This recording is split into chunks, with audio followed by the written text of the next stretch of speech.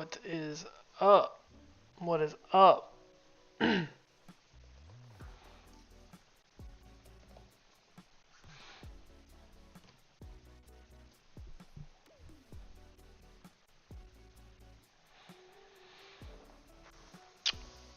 So, first up, what's up, guys? Tonight I'm gonna be testing for a Pokemon challenge that is coming up tomorrow. I'm probably gonna be playing Terrazard, so there's probably gonna be some Terrazard gameplay tonight. But I'm definitely gonna customize this deck a lot because I have a couple of ideas to prevent some issues I've been coming across lately playing Terrazard, trying to solve those issues as much as I can, and maybe even start from scratch with a Terrazard list to kind of like get my brain out of like adding a card and cutting a card, adding a card and cutting a card. It really helps me kind of recenter and go like, what's the main focus of this deck? So I'm thinking about just making one from scratch and going, okay, what's the essentials for the build first and stuff like that. So I'm definitely going to test that out. So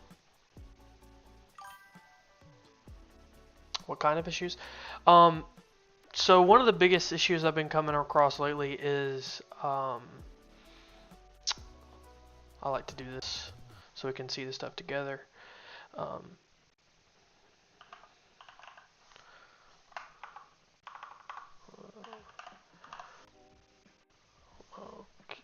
Okay, I guess I have to look up the whole thing.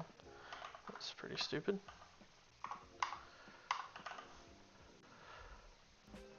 Oh yeah, I'm in Pokemon. Whoops. There it is. Team Rocket's Watchtower. So Team Rocket's Watchtower has been a big issue getting played against, and then like Ionoing to a small hand, Team Rocket's Watchtower, get out of it. It's going to be a good post rotation too, so kind of stressed about that, but finding yeah, so just bump it, right? That is the goal. That is the goal. Shampal is on my list. It's not my deck on here yet, but it is my deck in real life right now. I'm gonna test it, see if it comes up, stuff like that. I think putting Shampal in the deck can help the deck a lot, but I mean, I play one Ultra Ball, you know? Oh, sick. Sick. If you are there, Tyler, by the way, I can see chat prior to it popping up on my, on the screen. You can barely even read it on the screen anyways. I gotta get a chat box for it. I'll be getting one. But if you do come by, I'll hook you up. But yeah, it's about kind of like figuring out how we can get to Shampal easier, because like with one Ultra Ball, 2 Area Zeros, right? If they bump this stadium, I technically have Ultra Ball, an Area Zero, and Shampal as an out. That's 3 outs in the deck. You know what I'm saying? So that's a lot of that's not a lot of ways to actually get to the Shampal. Shampal seems great on the surface, and holding it is great, but I mean, let's say they Iono you, right? Then it's like that's kind of gonna ruin the whole game plan there. And understanding that I gotta be prepared to Shampal. So I have both those decks together, Tyler. So whichever one you want.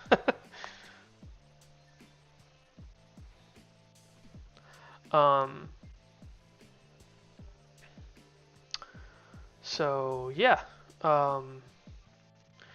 In real life, what I did is I cut a Duskull for a Champal.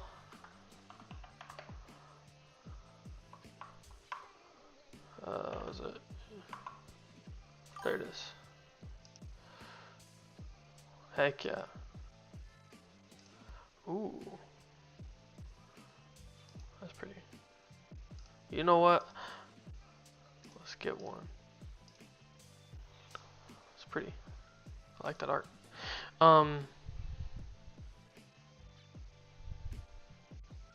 Yeah, so that's kind of what I've done here. Still playing the Klefki. There's a total of, I think, 22 one-ofs.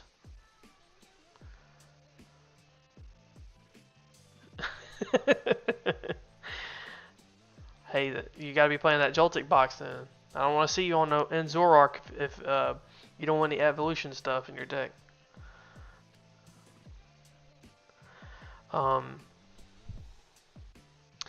But yeah, we're gonna start here tonight. I'm gonna play a game of this specific build.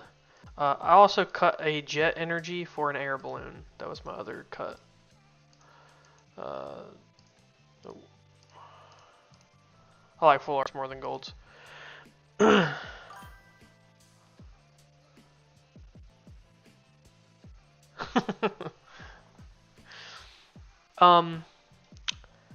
So yeah, this is what I got for the build right now. We're gonna play test this. We're gonna see if anything comes up that is rearing its ugly head, and we'll move from there. Set that as active, and we'll run it. Is music too loud? Is my mic too loud? Everything sounding good? I'm trying to be more mindful of that. I'm trying my best to have this to be as watchable as possible, and try to be more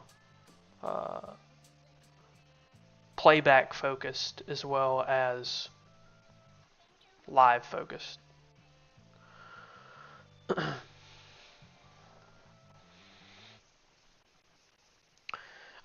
The one thing that I'm excited about Terrazard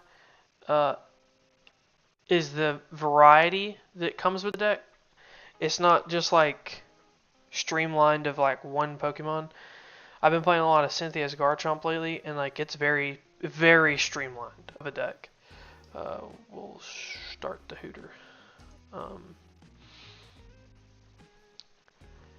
But this, I have so many different like lines and stuff.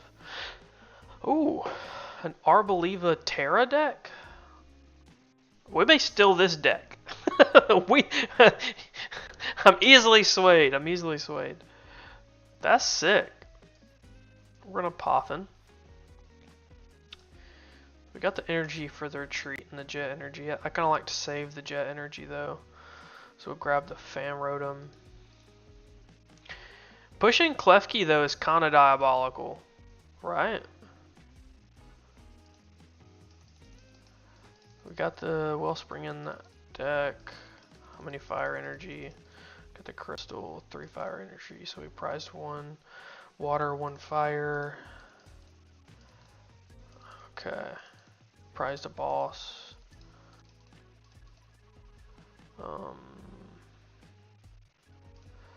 We're gonna see if that works. We're gonna see if that's the play.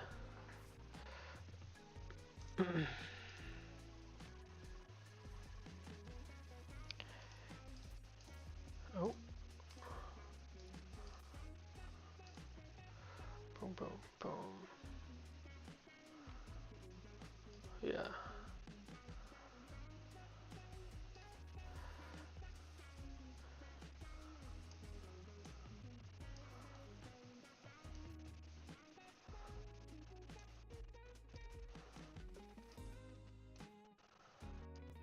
How mean is this to do to them?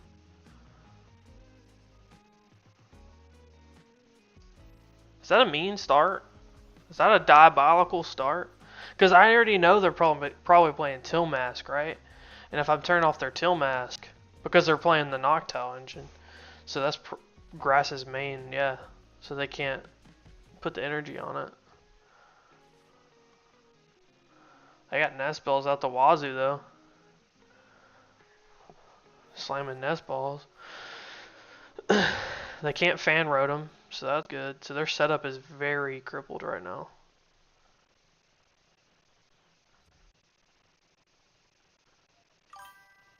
Oh yeah, they're all evolving this turn. They're all evolving, dog. They're all about to evolve. Okay. So I can Noctowl.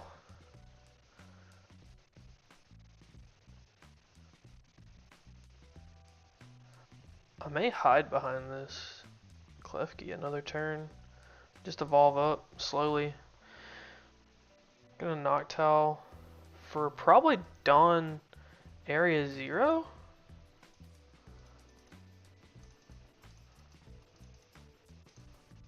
Yeah, Dawn Area 0. Put the Area 0 down. Put the Hoot down. Play the Dawn.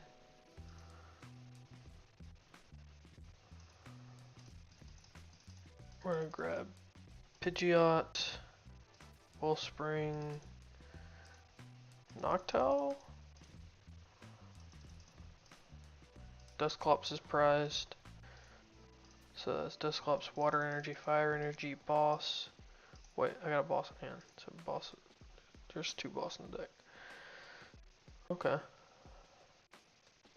I like that.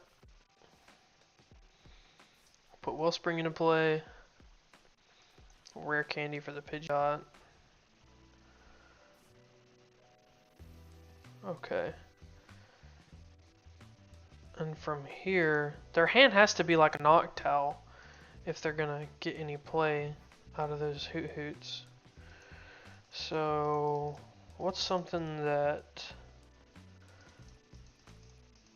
I want to grab here?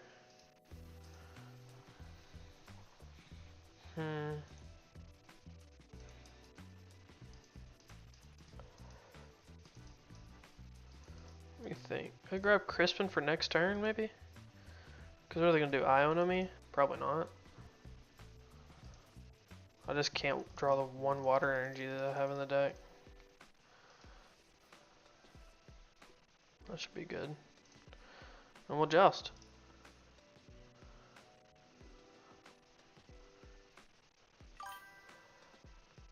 Oh, I can attach fire energy here. Yeah, that's better. Yeah. No, I play 2 Area 0. I'm probably... Yeah. Yeah, PokePad is legal tomorrow. I'm pretty sure. No, wait, it's not legal till the 27th, I think.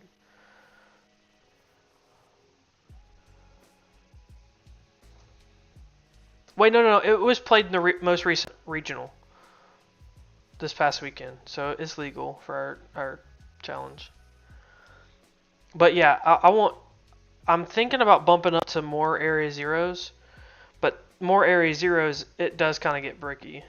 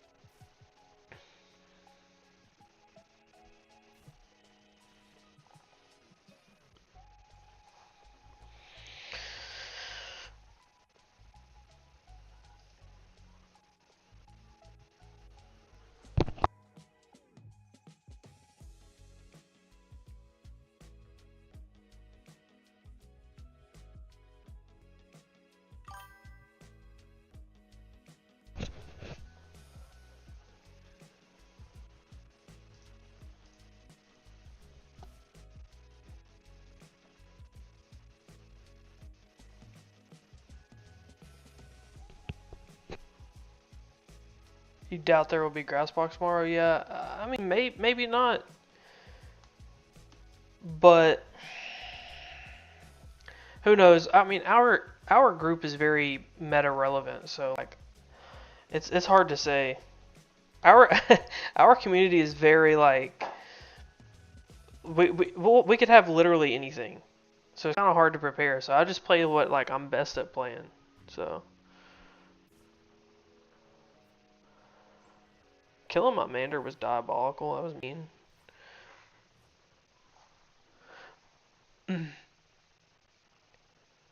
So I think here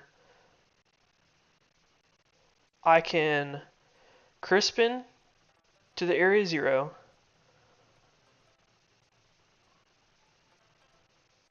Grab counter catcher, kill small of Hoot Hoot. Right? That sounds pretty good, right?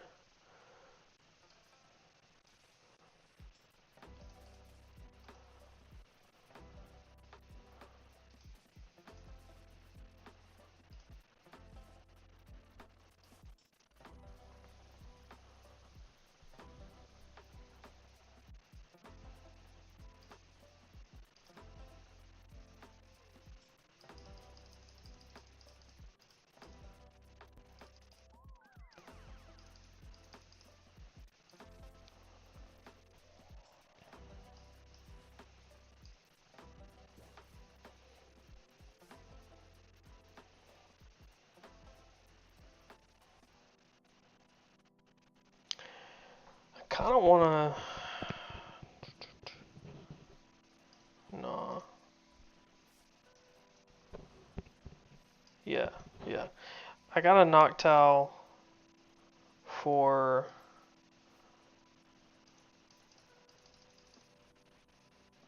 Area 0 Buddy Buddy.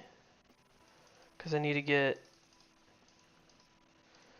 Hoot Hoot Duskull down.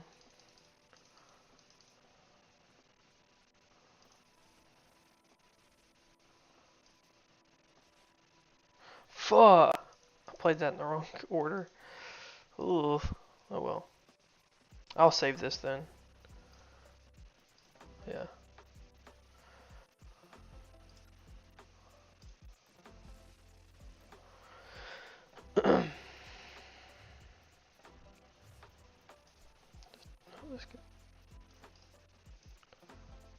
How did I get damaged?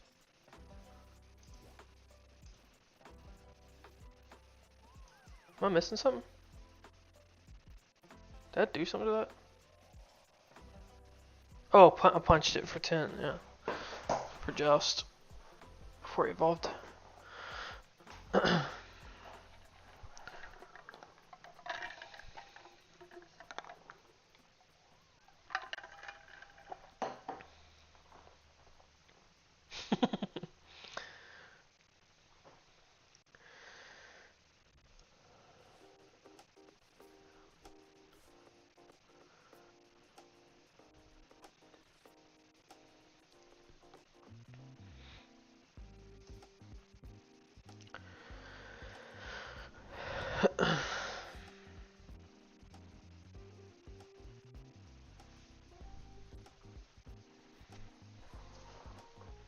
In all honesty, I think 2 punching the Arboliva is kind of strong. Because I think they're going to kill my Hoot Hoot and my Klefki here.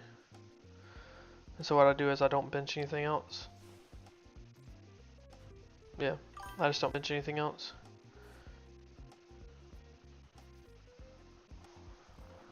If you want to test some tonight, just let me know, Tyler.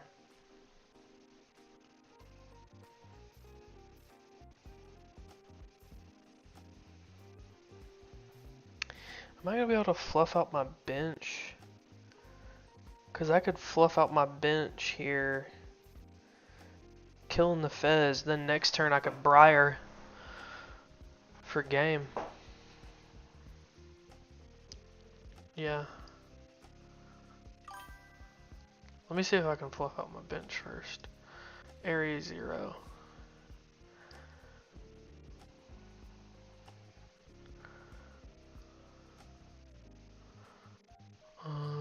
If I Dawn, I can't boss.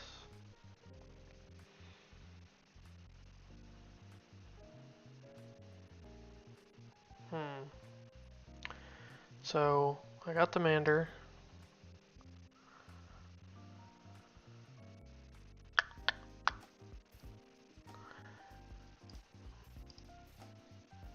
Pidgeot search. If not this deck, what would I play?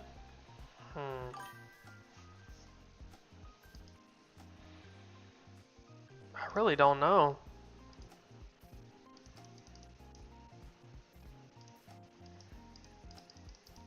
Probably Terra Box. Probably Terra Box, yeah. Mainly because it's doing similar things. Like, I like playing a deck that is versatile. It can do multiple things. I can knock out... That's exactly what I needed. Okay.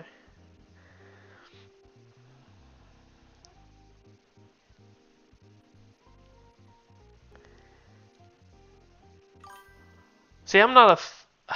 I don't really like Festival Lead that much. If we can get both those down. He can't kill both.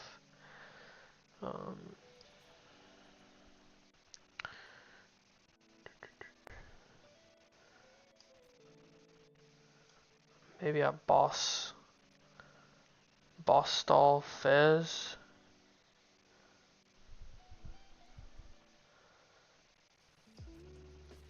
Yeah, we'll boss stall Fez. Attach energy to Terapagos. 6. So I just get rid of the Noctowl if they bump Stadium.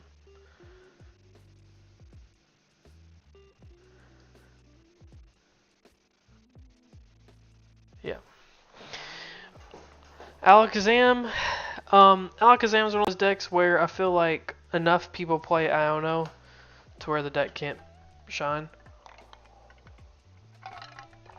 If you Iono them at the right time. If you Iono them at the right time, you can just win the game. But post-rotation Alakazam, that's a different story.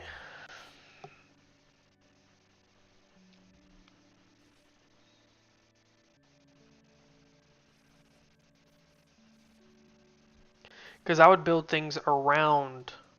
In Alakazam, I'd build things around the Genesect. To... It turns off. Ooh, does that kill both of them now? 70... Does that Holy should kill both of them now? What?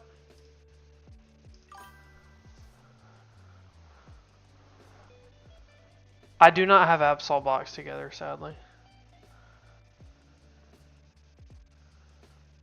Yeah, Turbo Energize is legal.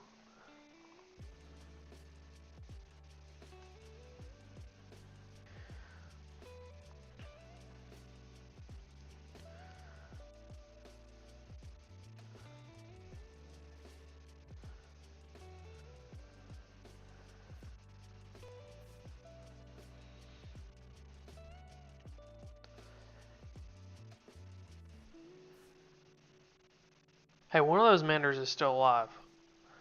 Pretty sure. 60 on both. One dies, one's still alive.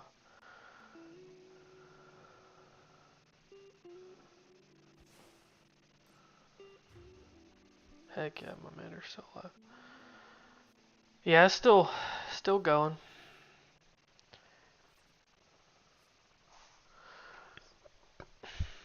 Okay. Don't want to thin. Ultra Ball away. Pidgey.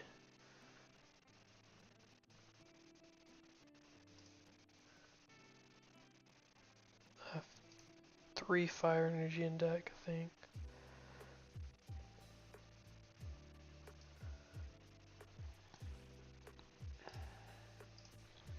I ain't gonna be able to Zard twice. I know I have another Zard in there. So I'm gonna Ultra Ball for that. Yeah. And then Fez for 3 and see what I got off that. Hopefully a rare candy. Not a rare candy. Alright. And another energy. I think that puts me at 2 energy off of that. So I'm gonna Pidgeot and see what I can grab. Let's see. I could grab grab Iono here. There's 2 fire in the deck. Okay.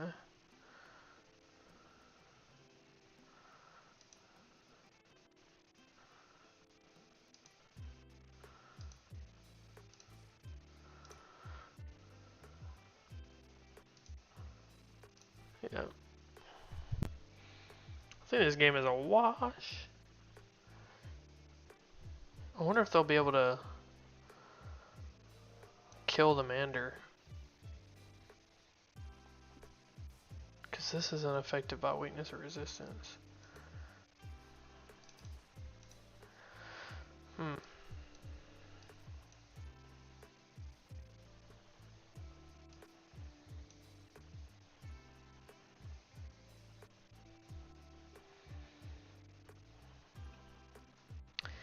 I'm hitting for 300 right now, so I'll knock this out. Like a Briar.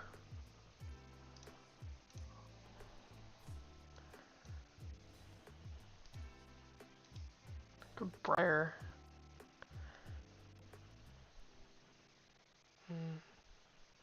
This could power up and kill me.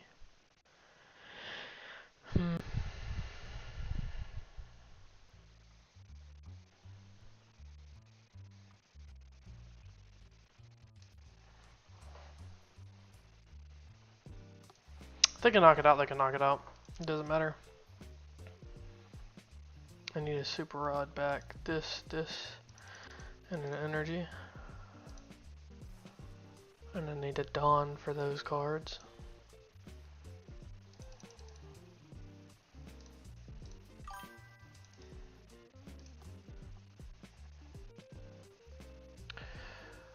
Down for it, this is how. Oh, okay.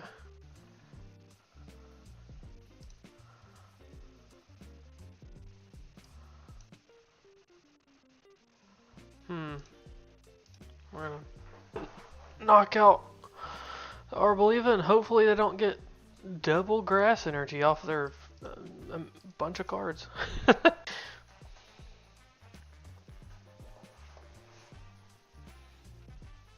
See, as though they push that Till Mask, I think it's a donezo.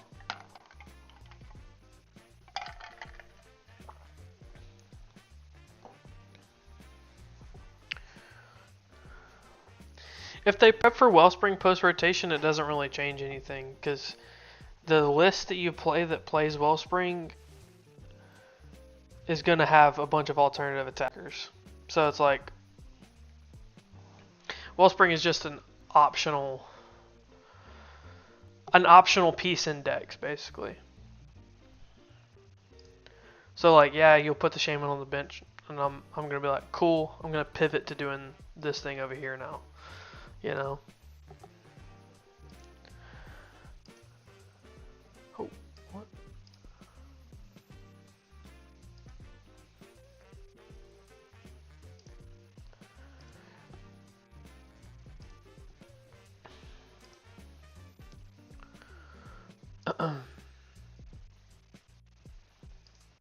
See, even in that list, right in that deck, sorry, in that game, I wasn't able to fully get the stadium like to sit there for a while at all. So maybe even playing 3 stadium and a Jampal, but maybe I could cut the Klefki, see how that works for now.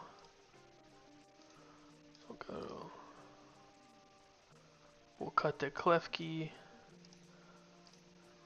and we'll put in another Area 0 for now. We'll see how that goes.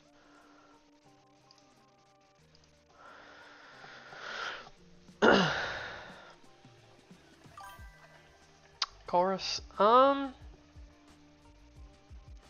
see, I don't like playing Chorus unless the stadium gets me something. You know? Like, literally, like, grabs me a card or something.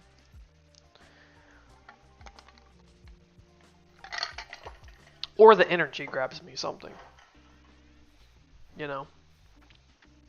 There's a couple different routes that could go.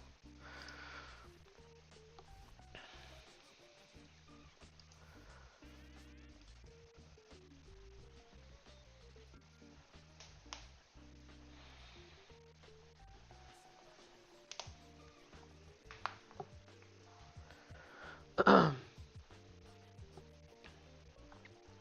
think I'm playing against grass too, because I think this is like those Venusaur sleeves.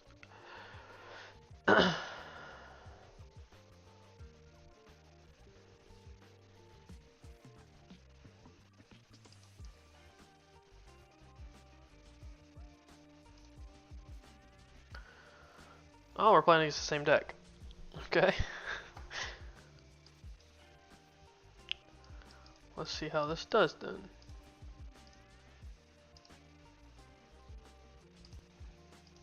Bring the Fanrotom in. Oh yeah, I already got a Greninja deck for post-rotation together. I've been working on a lot of post-rotation stuff here these past couple weeks. Probably a bit too much, really. Is that 2 Noctiles? Oh my lord. I guess we'll grab that.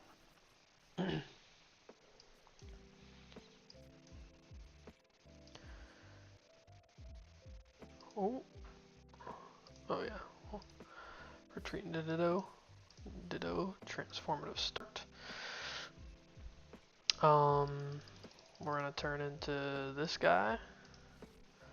This guy's gonna be scary. And we're gonna bench out like this. And we're gonna put the fear of God in him. The first game did not go well, but this feels like a rematch, so I'm excited to actually have a rematch.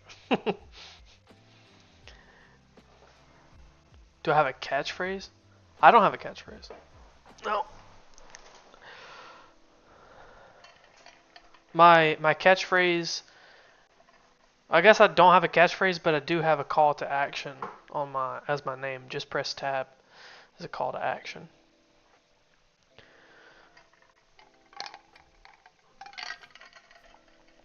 Just trying to be more positive and hey, they gave me the Area Zero. See, this is the thing that's going to solve all the world's problems right here.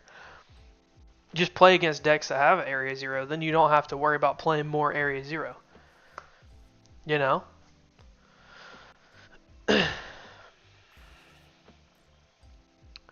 His lone Hooter's going to be dead. That's sad.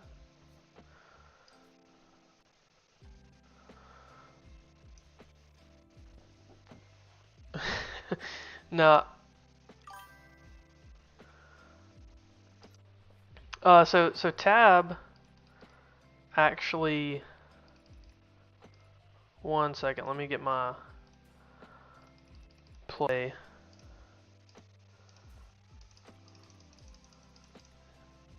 Because Crispin's prized. So I don't get to be mean. I'll grab Dawn. Yeah, that's fine. Yeah, so my name is Thomas Allen Beecham, but the reason why it kind of came around to being just press tab, just press tab specifically is because when you press tab, it moves to the next line, and it's kind of like, you know, to move forward in life, you got to press tab, you know, to go to the next thing, do the next thing that makes you a better person, makes you a, you know, human. So that was the inspiration. As corny or whatever it may sound, it's what it came out to be. So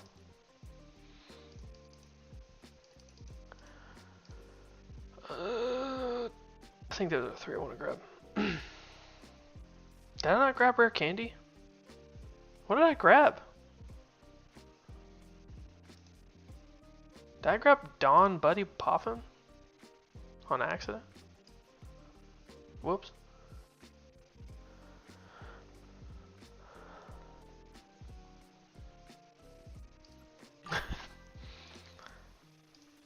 thought I must have made a mistake. I don't know what I grabbed otherwise.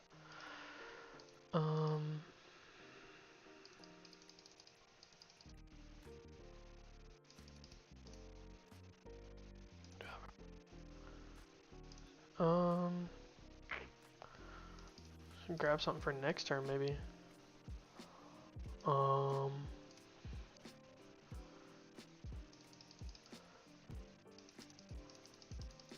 Yeah, I don't use the Duscles that much right now because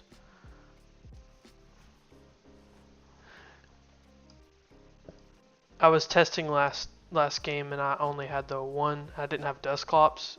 I could have set up a KO with the Dusclops in the last game, but I prize the Dusclops. I'm actually gonna full bench out. I'm pretty sure I put a Dusclops on the bench.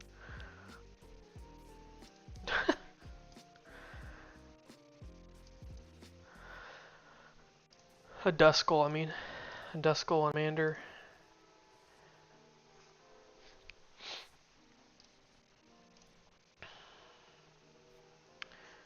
And we're gonna go ahead and quick search for the Zard, I think. Just get it set up for next turn. And we're gonna Saw block ya.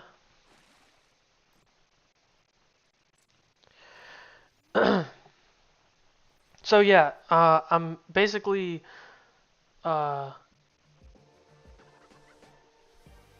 with this line in the deck. Oh, wow, what is his hand? With the Duskull line in the deck, I can take like 3 prizes or set up for a big knockout, but I don't. Whenever I start with the Wellspring, Duskull is usually late game to finish up something with a Charizard. You see what I'm saying?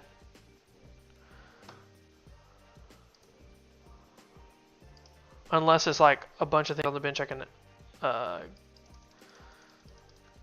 wait, I only have 2 freaking Fire Energy in the deck.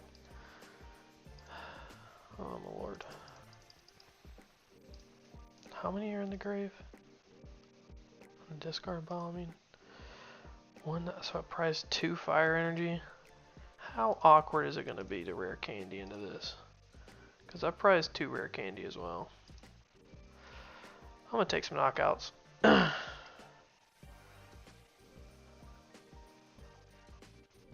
I'll put it over the 70 HP one.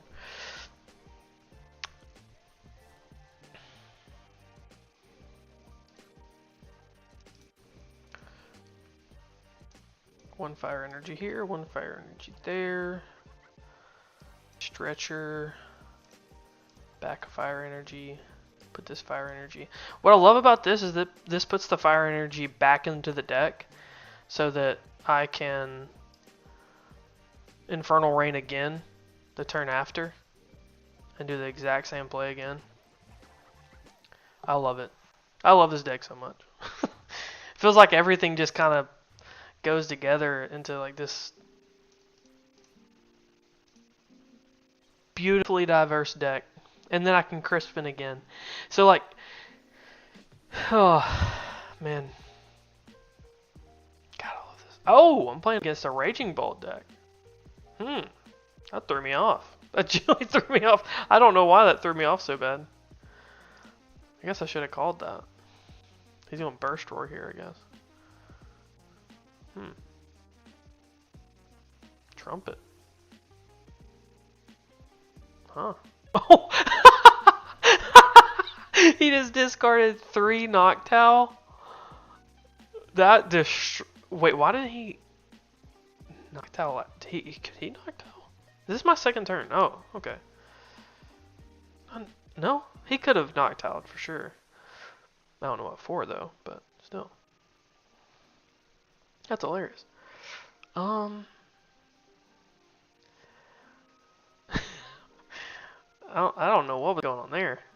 He was holding on to a grip full of owls. I kind of want to kill his other owl.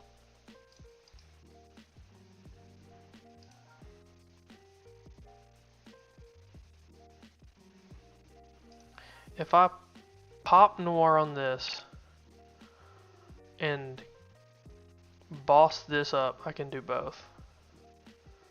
Can I do all that? I got Ultra Ball on deck. I don't have another rare candy. I cannot do that. I could punch it and do it later. Huh. We'll do that. Go to Dusclops. Here.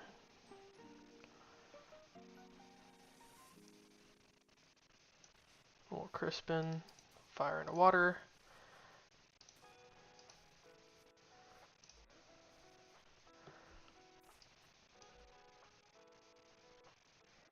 Yeah, it's pretty quick. Let's see, I don't want to do any of this. Leave the Dusclops set up for big knockout later. And we'll Torrential Pump. Knock out the Noctowl. Or the Hoot Hoot. Again. Setting up damage on this Raging Bolt is really strong too. There's our candy. I assume he's going to get knockout this turn. I would assume. He only needs 70 damage. Not even that much. But yeah, 70 damage, yeah.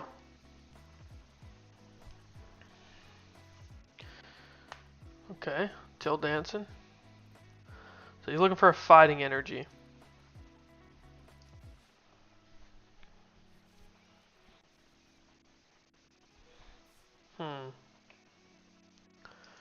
He didn't nest ball for a... Oh, there's fighting energy. Is this post rotation? No, it's nest ball. He just nest balled. I don't know what I'm thinking. Why didn't he get a Fez there to get a bigger hand? He could already took a knockout. I don't know what's going on here.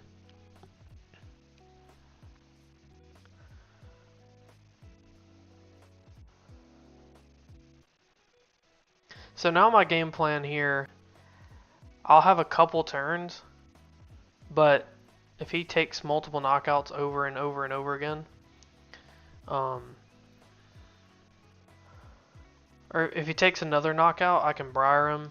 Like, there's so many different plays. Off of 4, this does 240. I can take the knockout with Charizard now.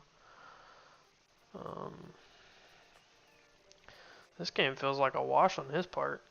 I'm not gonna lie to you. I mean, I'm just gonna promote Charizard, knockout Raging Bolt, and then what does he do then?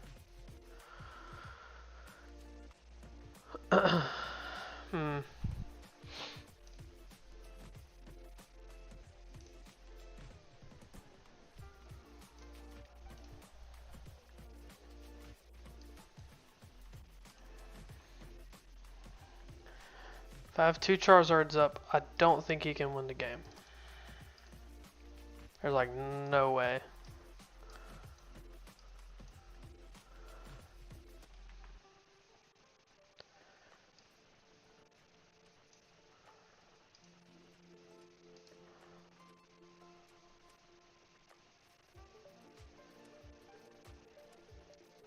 We'll evolve into Dusclops.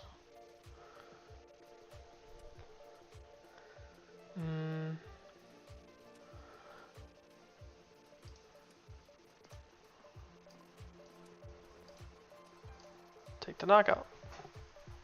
Easy.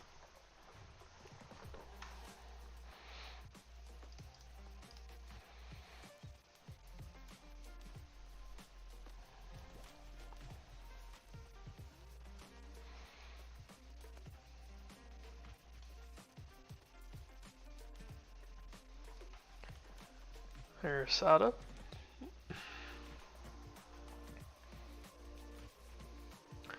He has enough to knock out a Charizard.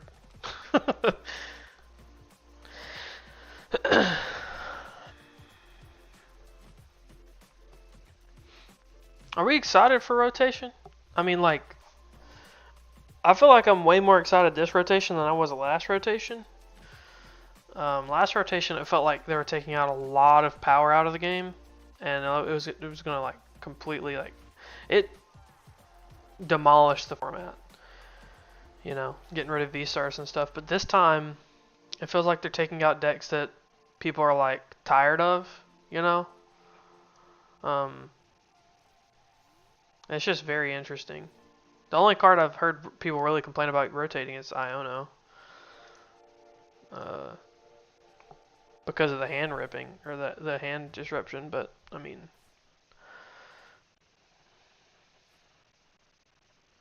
dude, man, peak Moridon last rotation, that leave-in was so sad. That was such a fun deck, and like, not to say I'm not having fun right now. Like I am having a blast right now in this format. I'm not like. I know some people are like bored with it, but I mean there are a lot of decks you can play. There's a lot of decks that can compete. A lot of diverse decks. It's not just one thing happening over and over and over again. You know what I mean? So it's like if we're gonna constantly complain about a format, like it's probably not a format for you, man. Like that's just how it is. I mean, I get frustrated with some things in the game, but if a format isn't for me, I would probably just not play the game. I'm okay with that. You got to be okay with yourself and comfortable that, like, hey, this isn't for me right now. Let me take a break. You know, it's okay to do that. It may be some external factor as well. So.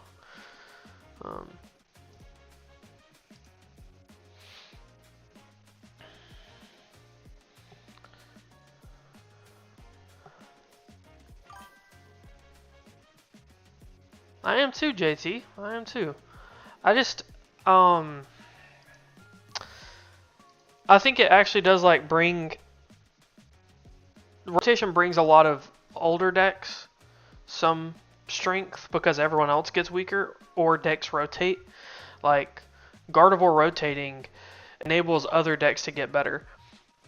But it's not like Psychic decks aren't going to exist. Psychic decks are going to exist, but there is no Psychic deck that's ever been as good as Gardevoir.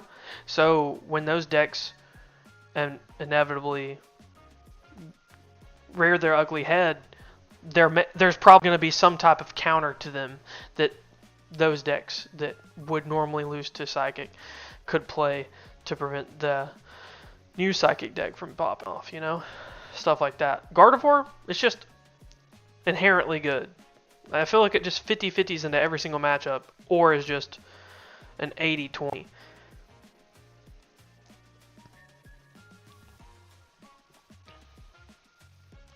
You almost done me like that, Champal. You almost done me like that. But here's Fan Rotom to save the day. This was my fear about Champal. My fear Champal was starting that bit. That's the worst. I would literally have to go Stadium, bench out, and hopefully they bump it, and then get rid of Champal, and then Night Stretcher it back up to even have the capability of Champal again. That'd be bad. I see a Monkey Dory, so this could be a lot of different decks. This guy right here is an annoying guy. Guy I don't want to see. I got a Noctowl in hand, so I can grab those.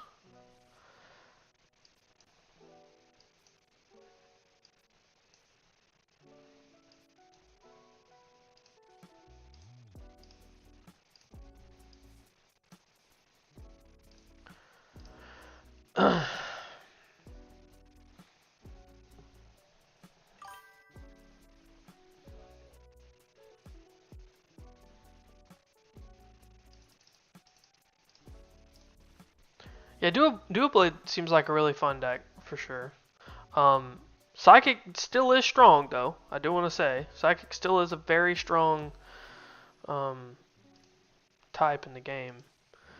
It's just getting weakened by Gardevoir rotating. Because they still have Wondrous Patch. They have Clefairy, Lily's Clefairy, which is going to be one of the strongest attackers post-rotation. Because it hits Psychic weakness, it hits Dragon weakness. Dragon weakness is going to be important to kill Dragapult. Kill Raging Bolts. You know, with ease. And then on top of that, you're killing Lucario. So, like, that is the prime attacker. Me, post-rotation, I'm going to be playing into prime attackers for every color.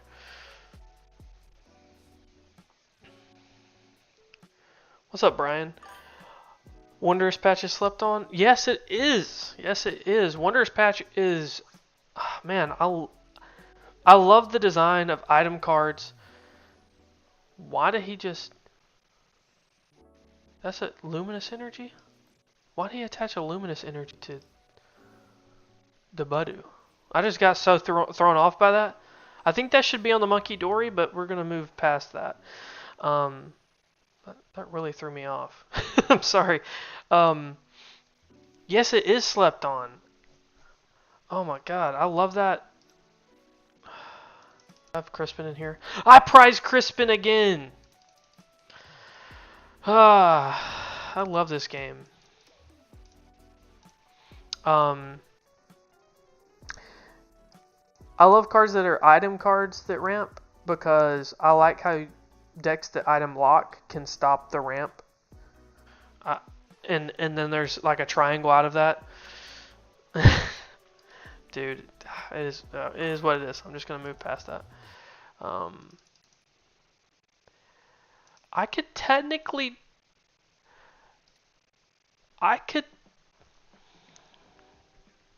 Huh. We're gonna grab Charmeleon. Pidgeot. And Biz. We're gonna attach an energy here. We're gonna evolve Charmeleon here. Could area 0, there's no point though. I'm gonna sob. Yeah, I think I am playing this, JT. I think I am. But it just depends. I mean, I could do a lot of stuff. Lily's determination is going to be a defining factor post-rotation too. That's going to be the best. God, it's going to be the best draw supporter. We're actually... I genuinely think we're actually going to miss...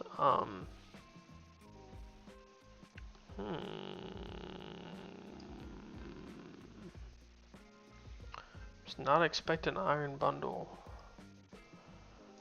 We'll go Phantom. We're gonna miss Professor's Research a lot. Like, if it wasn't rotating right now, it could be played more. If not more, it could be played the same amount as Lily's Determination.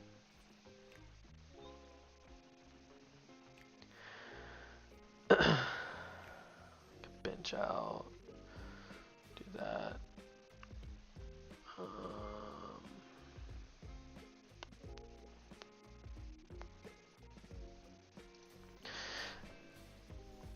But it's because we lack discard is the reason why Professor's Research could be played more. But they'll probably reprint it back into the format. I don't know, like soon. I just don't know if they'll do that. That seems like they want Lily's Determination to be the draw supporter in the format. I think that's what they want.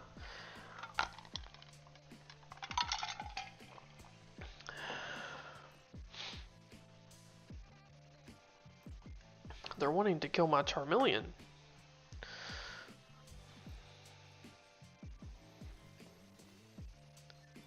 Yeah, Judge is gonna be good. It's just.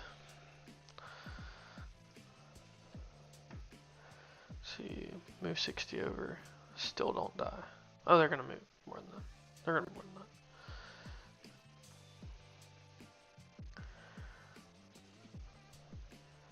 If I put this on the bench.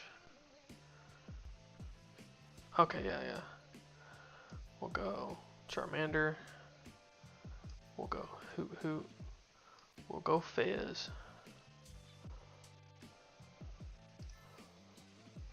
Ferrotom's gonna die. Okay. Ferrotom's gonna die. We're gonna push this guy. I am zoning out so bad right now. Sorry, dog. This is like a very skill-intensive matchup. This is a new card, right? Attacks used by each Terra Pokemon play cost 1 more. Nighttime Mime.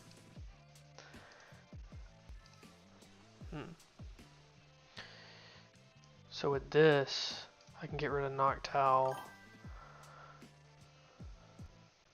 I kind of want to get rid of Charmeleon, so they don't kill it here. But they're gonna kill the Mander, aren't they? I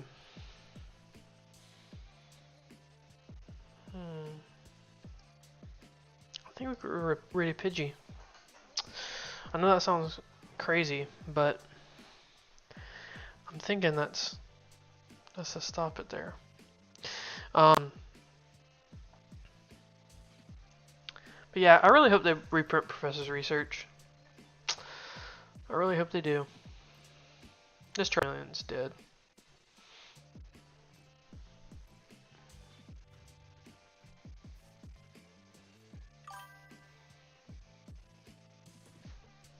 Dude, if they come up to the shop with Crustle tomorrow, I'm gonna have to start attacking with this Chien-Pao. 2 water and a fire. Could I pull it off? Probably not.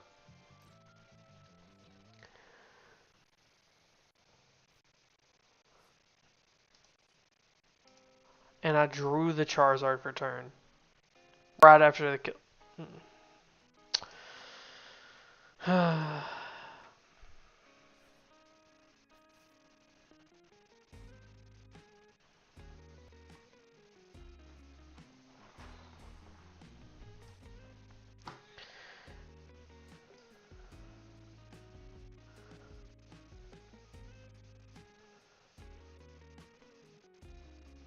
We're gonna attach Noctowl. What's more important to kill here? I'm gonna grab Crystal.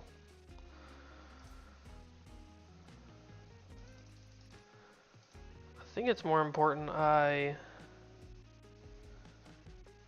kill a Munkidori probably. Probably a Munkidori with the Illuminous on it. Ooh. An Iono then maybe? That may slow him down. That's what I'm thinking. Crystal. Oh, this requires 1 more energy to attack. Psych! Chien-Pao! Psych! Chien-Pao actually coming in clutch. Okay. That's kind of good. Shuffle the energy back.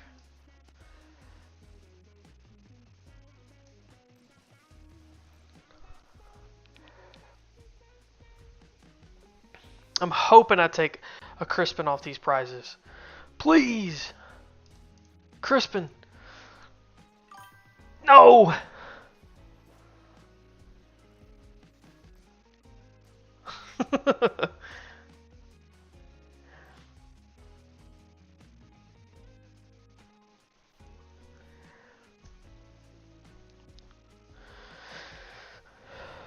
This Frostlass Monkey Dory deck is just... It's so mentally taxing to play against. I kind of wanted an Iono there. Area 0. Buddy. I think I'll be able to kill this? No.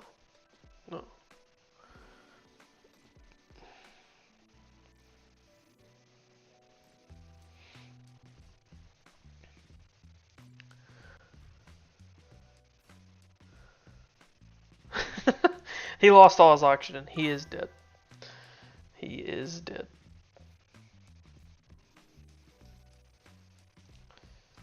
I'm gonna go check my deck real quick.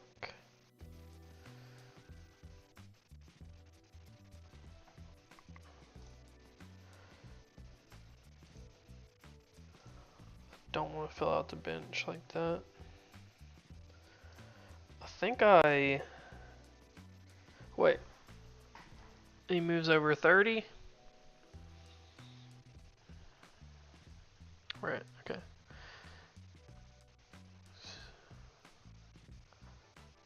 He can move over 60. 60.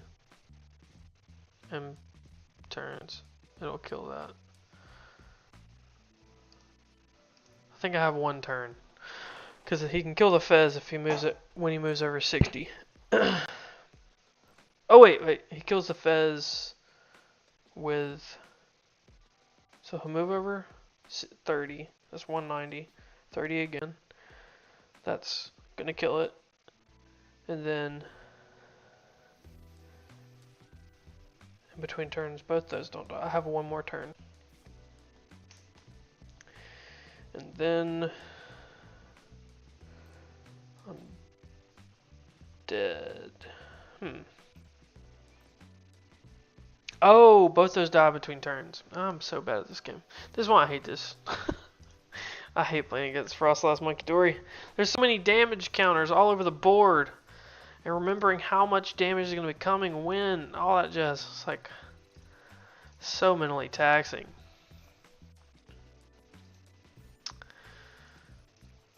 I gotta get used to it though. I gotta get better at that. Beautiful art. More beautiful art. That inspires me. That Fanrotom's gotta go in the deck. Nope. He had it. Hey, I got two of them. Pretty Fanrotom. Heck yeah. Let's see here. Get some water.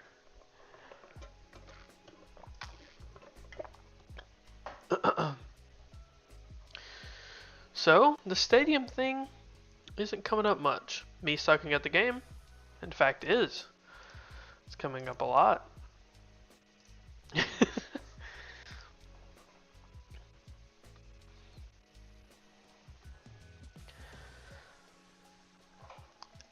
What I really need to do is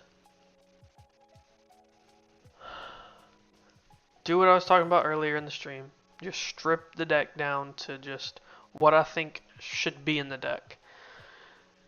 Then we talk about, you know, what is the biggest issues that the deck is going to come across, and then put those tech cards that are necessary for the deck in the deck. And just go from there. So.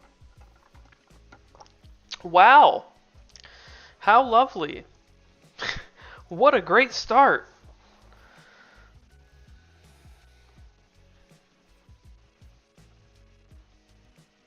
Playing against this Dunsparce. Master Ball Dunsparces? Okay. I'm playing against Wugtrio Mill? Match Rarity Wugtrio Mill? Alright. I mean, shoot, what can I say?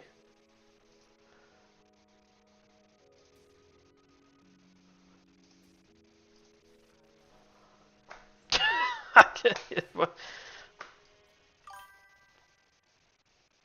Nest ball.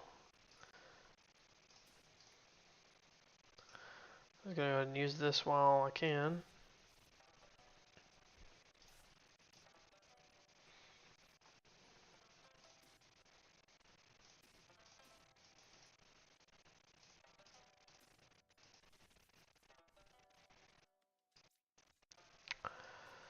Why am I coming across these diabolical decks tonight?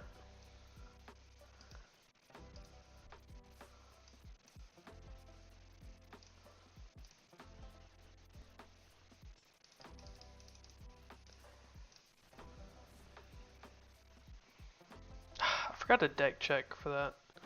They cut. Are they gonna Ion on me? Is that what this deck does? I can't. I don't think so, though. I kind of want to keep this for. Yeah, I kind of want to keep Dawn for just. Wait, I could. That wouldn't matter.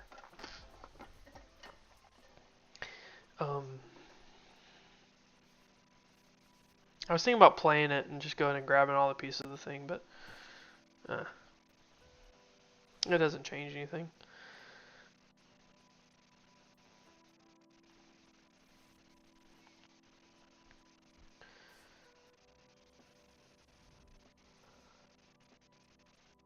There's a Wugtrio. I think it's the flip 3 coins, mill top 3 for each heads. So they play Ignition Energy to make me mill 3.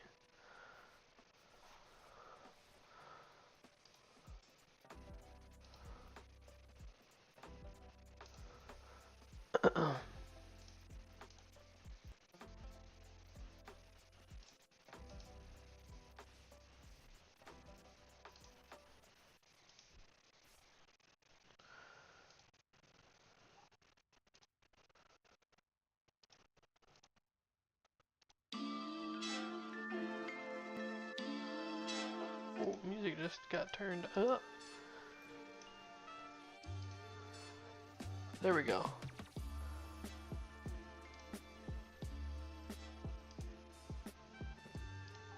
There we go. Sorry if I blew out anybody's ears there. Got Autumn Light as expected. But I'm going to snipe the living crap out of that Wugtrio right there. Crispin! Crystal! Do I have the water energy? That one of water energies in there.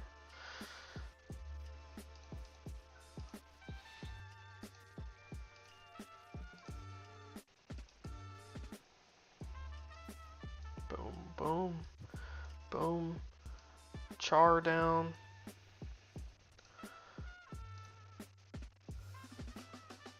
T-Pump. Boom. Cinema.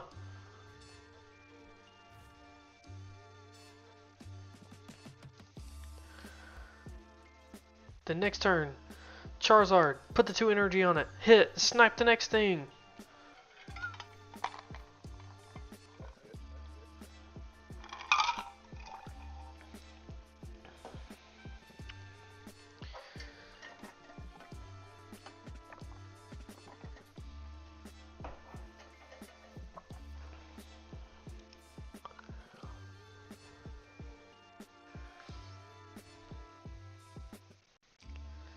Oh yeah, reversal energy is the next one as well. Wow. Reversal and ignition. Maybe they'll get 3 heads and I'll mill 9 cards. That'd be cool. That'd be cool. I wouldn't be mad.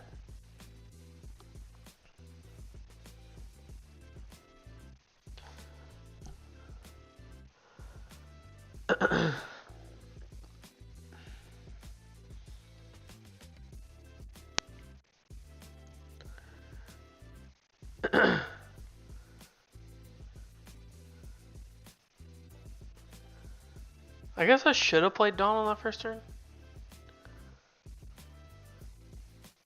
Oh yeah, it's coin flip AF. Flip 3 coins, each heads mill 3. So there's a mill deck on top of that. It's the worst. No, 3 tails. Not 3 tails. I'm about to ruin this man's day.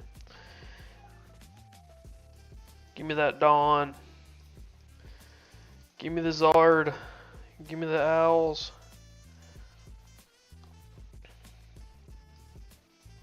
Give me the Hooter. Give me the Zard.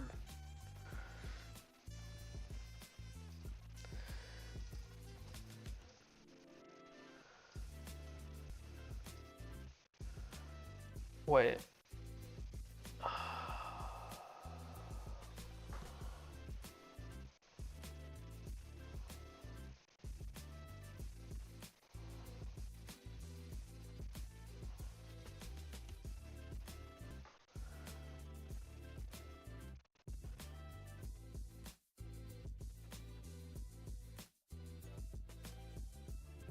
Yeah.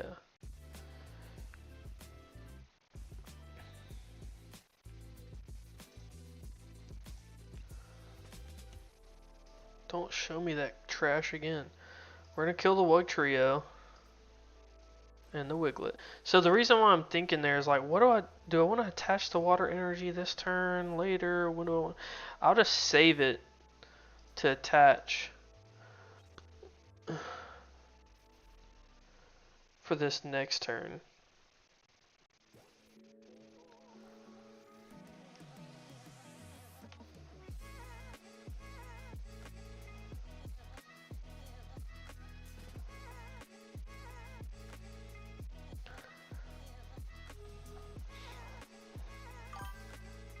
Isn't it so sad they're not even gonna be able to play a mill? That's so sad. CA Shampoo. What's this on? Attacks by basic Pokemon is 1 more to use. Sadly, there went my.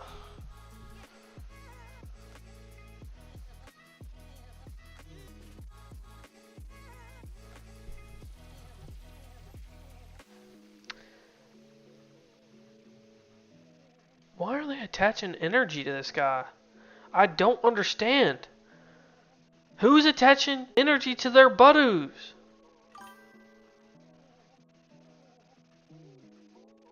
I was rooting for them too. But then they do stupid stuff like this. Reversal energy on their Budoo. Like, get out of here, dude.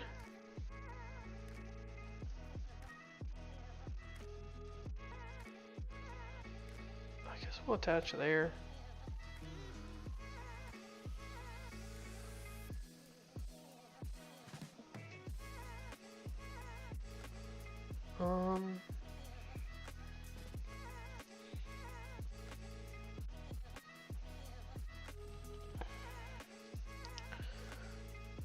Oh yeah, it's 1 more energy to attack. I'll just Noctowl for the stadium bump.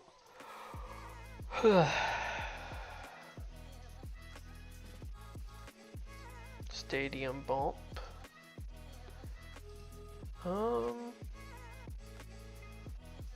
Could grab Dawn here.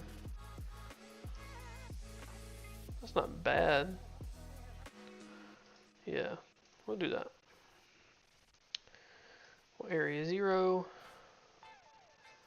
We'll Dawn for Duskull.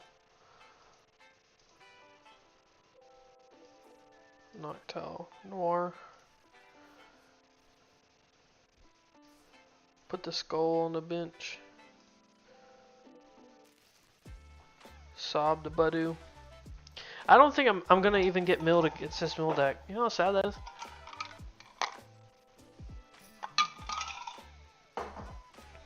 Not a single card milled off the top of my deck. Shame. And they tried. They tried to mill me. It did not work.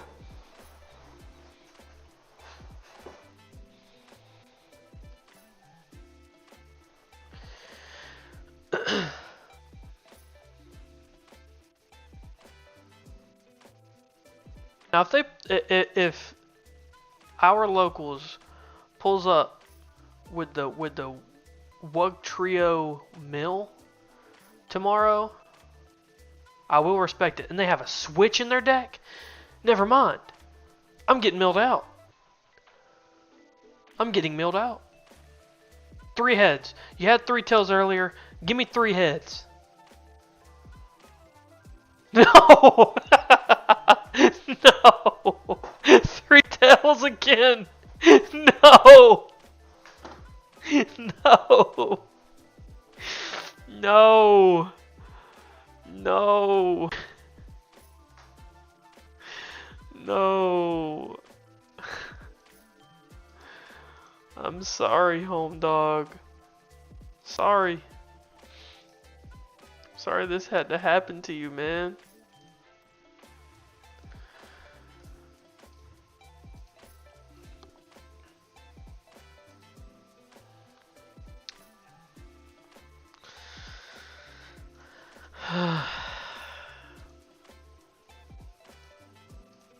That's sad, really.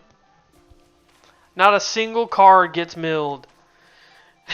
He flipped 6 tails in a row. That's insane. Not a single head.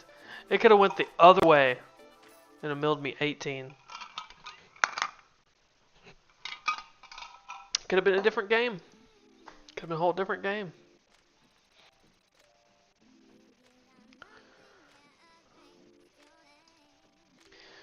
Okay. We're going to do what I was talking about earlier. Alright. Starting from scratch. When we think about Terrazard, what do we think about? We think about Terras and the Charizard. Okay. I'm gonna just type in Char, and we're gonna build Char Cadet Control. I'm kidding.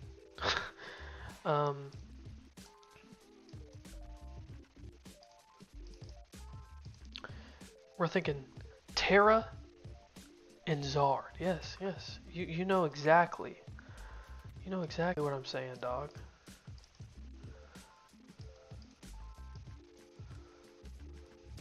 Oh, I didn't know there was a shiny version of this. I would have got that a long time ago.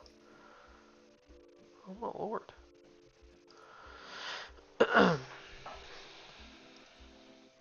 So,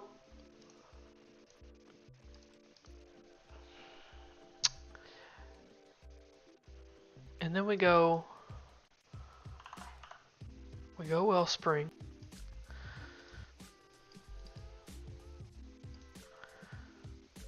Right. And then we go Terrapagos.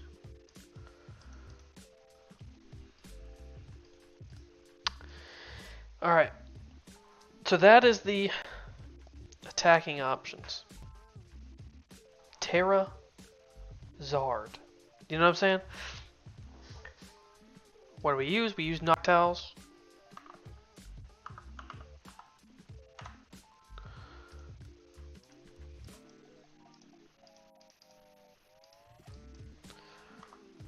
We get Hooters.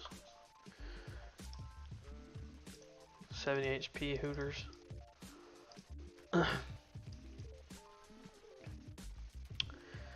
And then,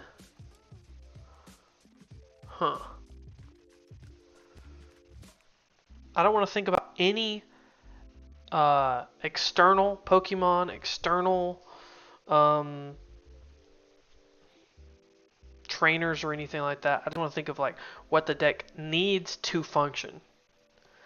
And then we're going to add the fluff after that. And we're going to see what the most important cards are for the deck. I think these are the most important cards for the deck. For Pokemon. That's it. Oh, Fan Rotom, right? Fan Rotom.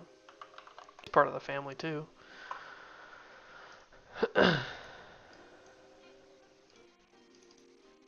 You're part of the family. Sorry. I didn't mean to leave you out. Alright. Area 0. We're going to go ahead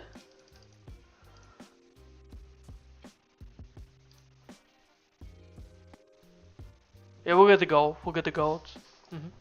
We're gonna throw four. We're gonna throw four of everything that is essential. We can fluff down from there. Okay, that's the idea. So just always fluff down. The next card that you think about is Dawn. Okay. Ooh. So we're gonna go 4 Dawn.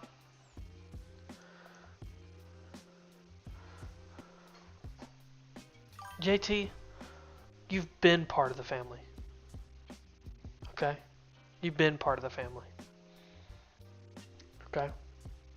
Don't think you ever weren't part of the family. Okay?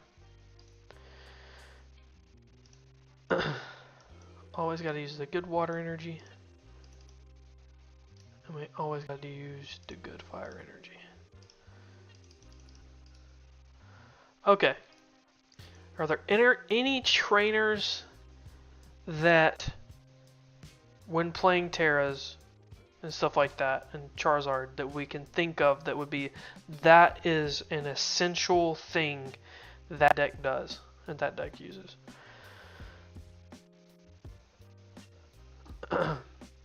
Buddy buddies, right?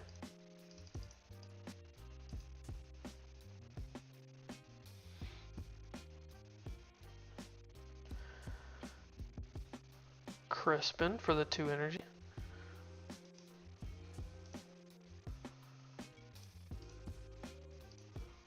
Of course, JT. Man, when you come here, you're family, boy. You're family. Like you're in a Fast and Furious movie, man. You're family. Let's see here.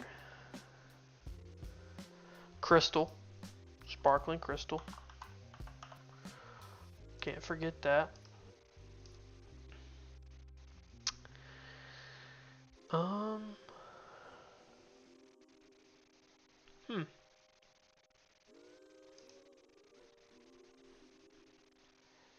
Is that the essentials? We think about anything else? And if we, it was the thing. We go 4, we can always bring down. So we stay at the top. We max out. Always fluff down. So we gotta go 4. 4 of everything we can go 4 of. So even this, we're gonna go 4. Or 3. Because I have that. Yeah. Doesn't make sense on the other things. Okay. Oh, it makes sense on this.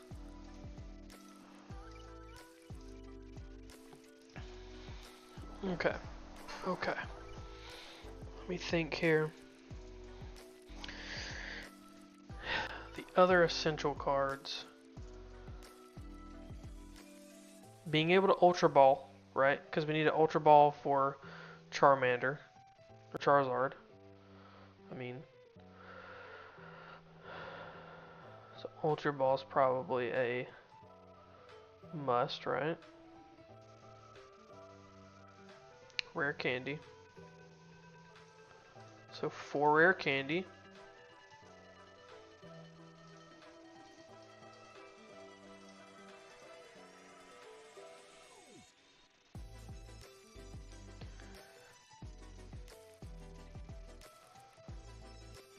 Wait, currently, the only stage 2 is a Terrazard. Is Terras. So maybe, just maybe, we play 4 Terra Orb.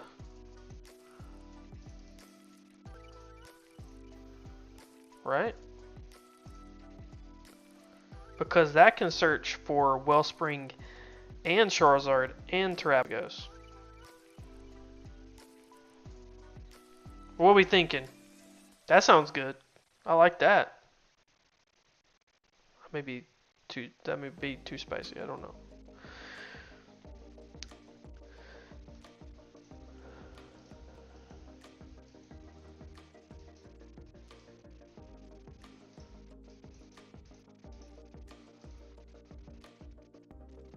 Four Ultra Balls, 4 Terra Orb, 4 Buddy Buddy Poffin.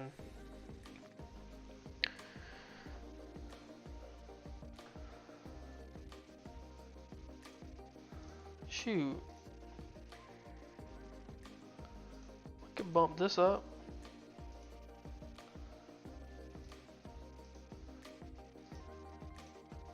What if we do that?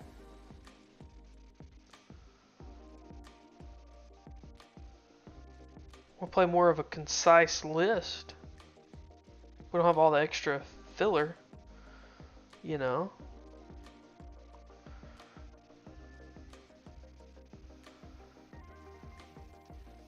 And then from there, it's 2 boss.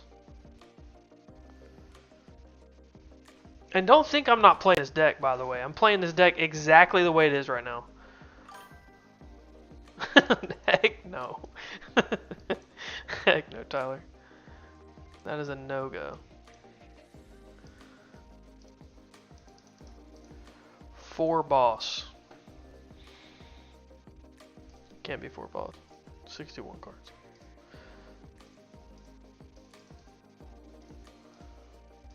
Two of the cool boss.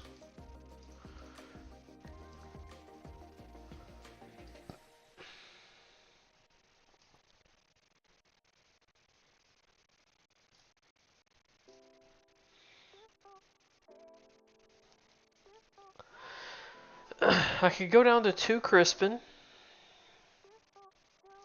So I could, oh crap. So I could slide in Ionos. 3 Ionos.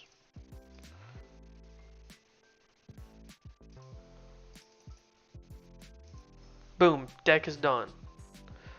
Let's test this deck out and see what it does well and what it does poorly.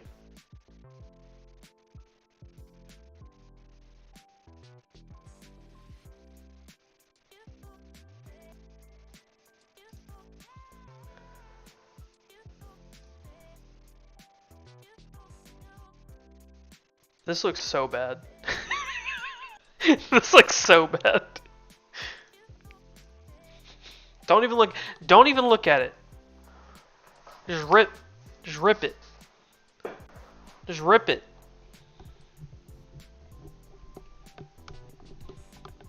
Don't even look at it. Or bare boning deck. Pause. Pause. We're stripping it down. We're putting this deck. Okay, we gotta take all the stuff out of it and put the stuff in it that we know we need. Okay? Oh god. I love starting this Mander. 80 HP Mander is great to start with.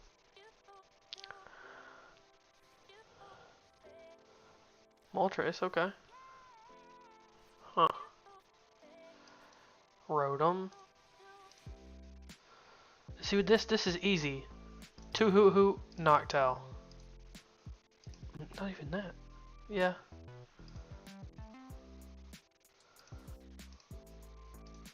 We'll grab triple Hoo-Hoo. Yeah.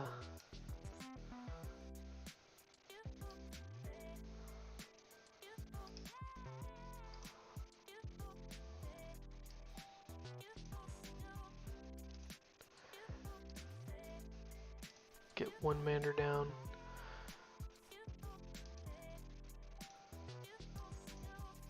Move the yep. Yep. So right now we're not cooking. We have no Terras. But we have a lot of ways to Terra, right? 4 Terra Orb. Okay. 2 Wellspring, 2 Terrapagos, 2 Charizards, because we got the rare candy. That's 10 cards right there. Dawn, that's 14. That's 14 ways to a Terra. To top deck a Terra. That's a lot of cards. That's a lot of cards. Except I'm getting Budded, so that takes off 4 of them. But that's still 10.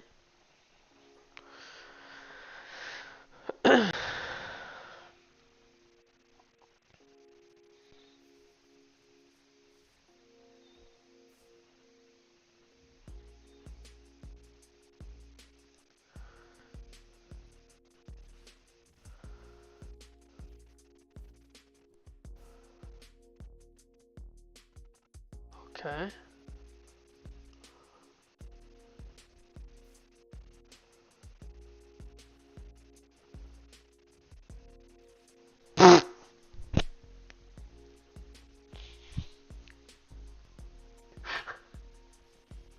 I'm cooked. I'm cooked.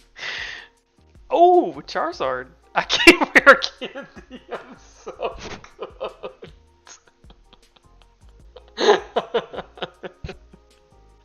I'm so cooked. We're gonna assault landing, okay? We're gonna assault landing and knock out the Budew. Hey, that's a prize card. That could get us somewhere. That could get us somewhere, okay? Boss. Hey, if they can't answer this fan rotom, it will apply pressure. It will apply pressure. I will boss up their Dreepy or their Duskull and kill them unless they all evolve this turn. Then I'm even more cooked than original.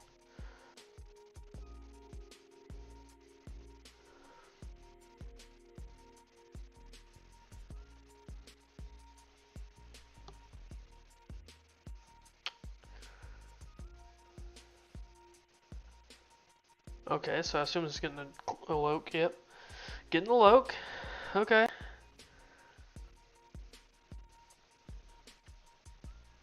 Maybe that's all they got is the Loke into something. I don't even know what they would get off this that would be value. Probably energy attachment for turn.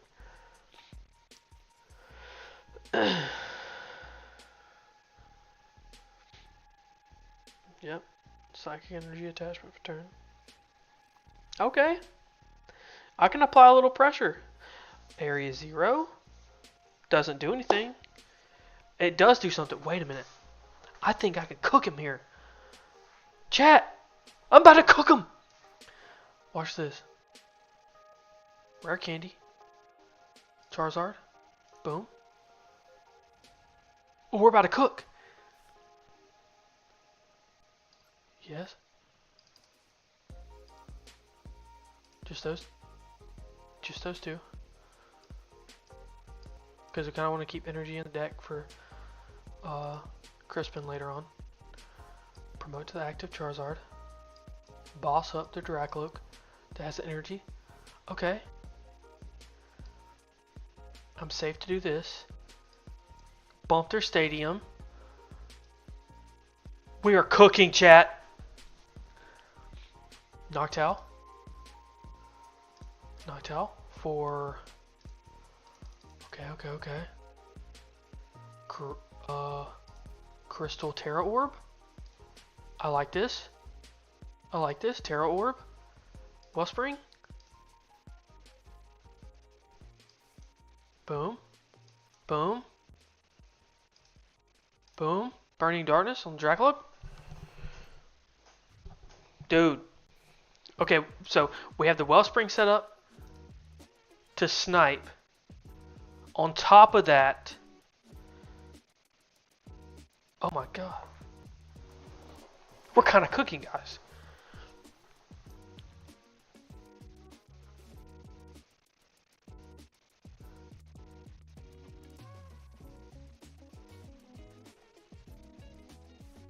No! No! That's okay, it's okay. It's okay. We got the Dawn. We got the Zard set up too.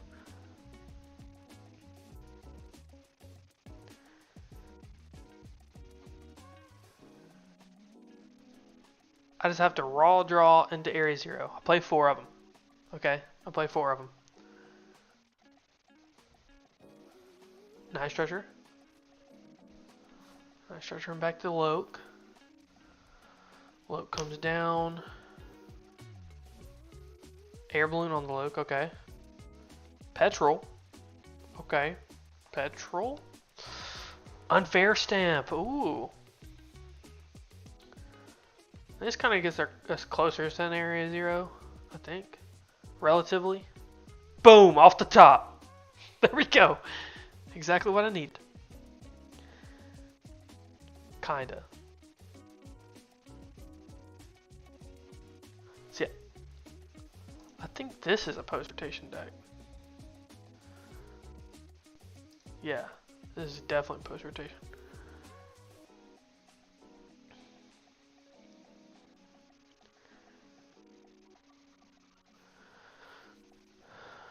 I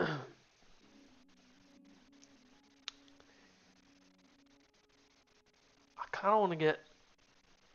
I kind of want a Noctowl for a boss if I can get it. Okay. So I can get a Noctowl, but not boss with it, sadly.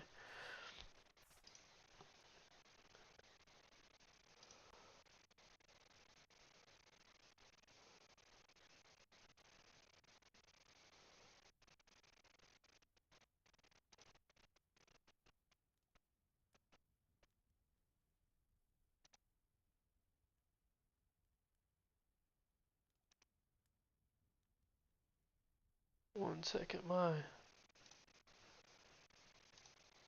music just stopped playing. I don't know why it stopped playing. That sucks. Well, Dawn for Noctowl. Maybe Terapagos could be kind of strong. Let's see. Look at the Zard.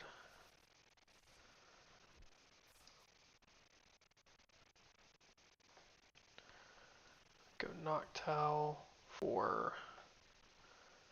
I can get a follow-up supporter because if they are playing post-rotation, which I think they are, they're not going to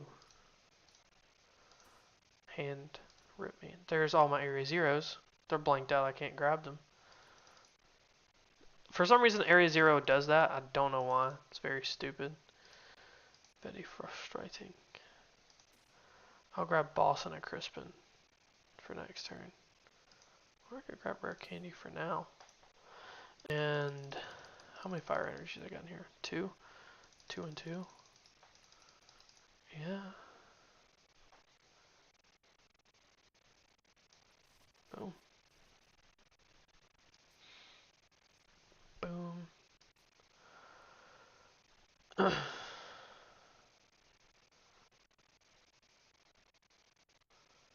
We go Rare Candy, Charizard.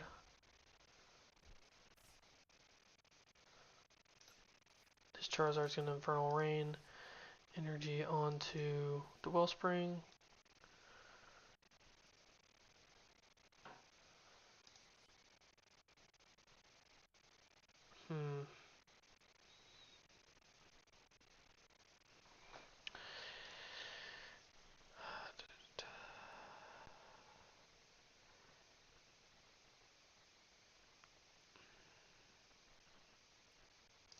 I gotta take the knockout with the Burning Darkness. Let me see if I can get this energy to... Not energy, this music to start working.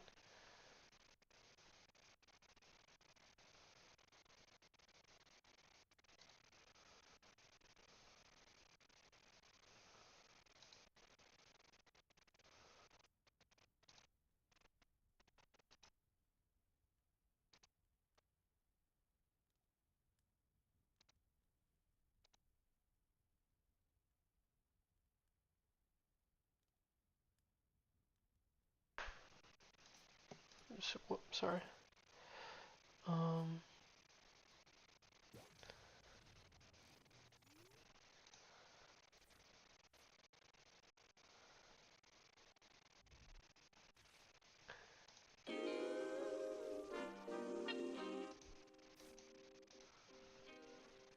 There we go.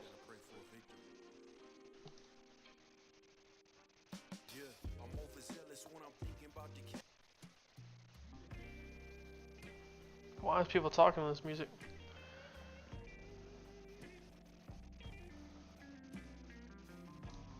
Refresh.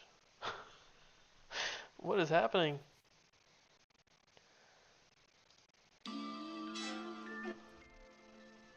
Okay, there we go. Sorry, guys. Oh, sorry about that. God, they got the shaman down. Genesect, okay. Does that turn off Sparkling Crystal? Like the effects, or does it?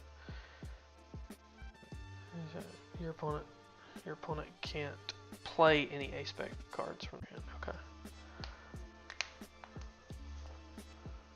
Well, I have Sparkling Crystals on. I mean, okay.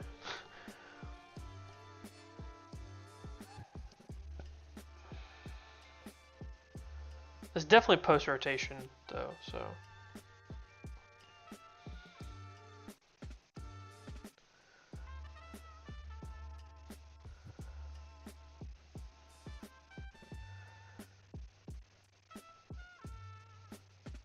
I wonder how they're going to spread this damage.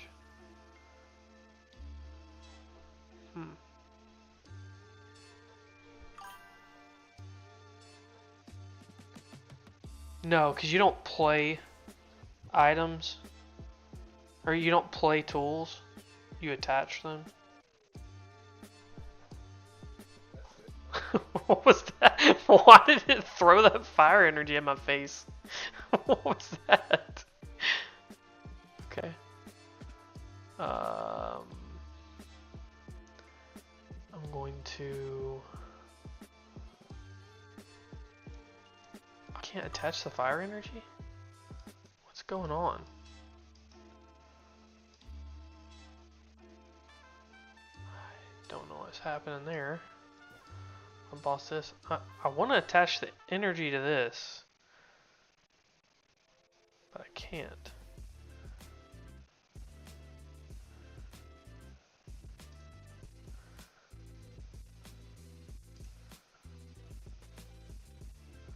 Can I attach energy to my Pokemon the way I want to? Is that something? Does something do that? I could technically Ultra Ball for Noctowl. I don't know. That doesn't really help anything, does it? I already bossed, so yeah. We're just gonna attack. Attack the Loke. I don't know what the heck's going on there.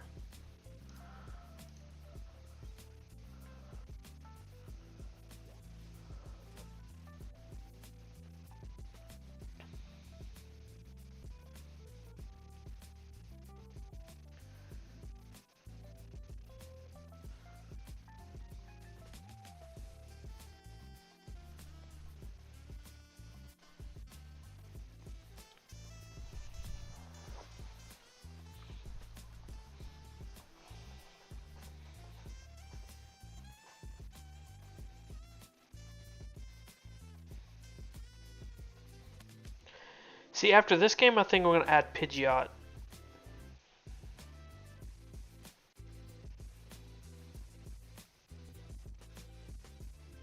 You guys see how I can get, like, stalled out a bit here? It's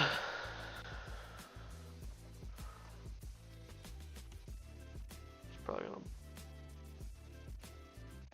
to boss Terapagos, or, yeah, Charizard, yeah.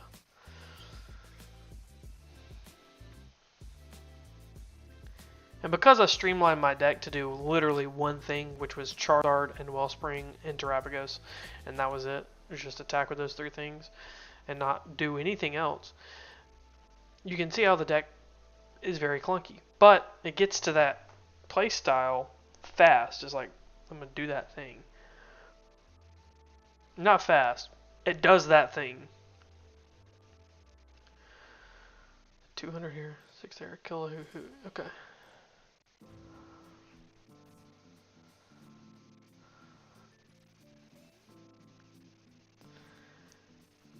How's he gonna feel if I Ultra Ball for Fez and oh, I don't have Fez. Oh, this deck sucks. I still can't attach fire energy. This is a wash. I don't know what's going on with the fire energy.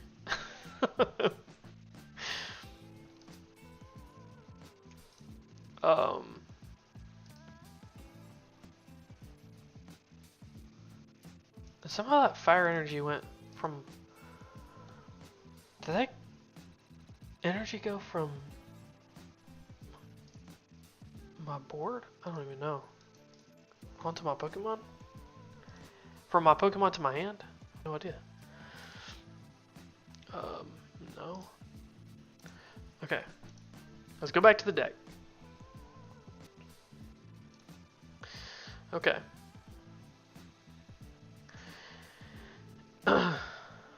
So, we want to fit Pidgeot to the deck. So type in Pidge.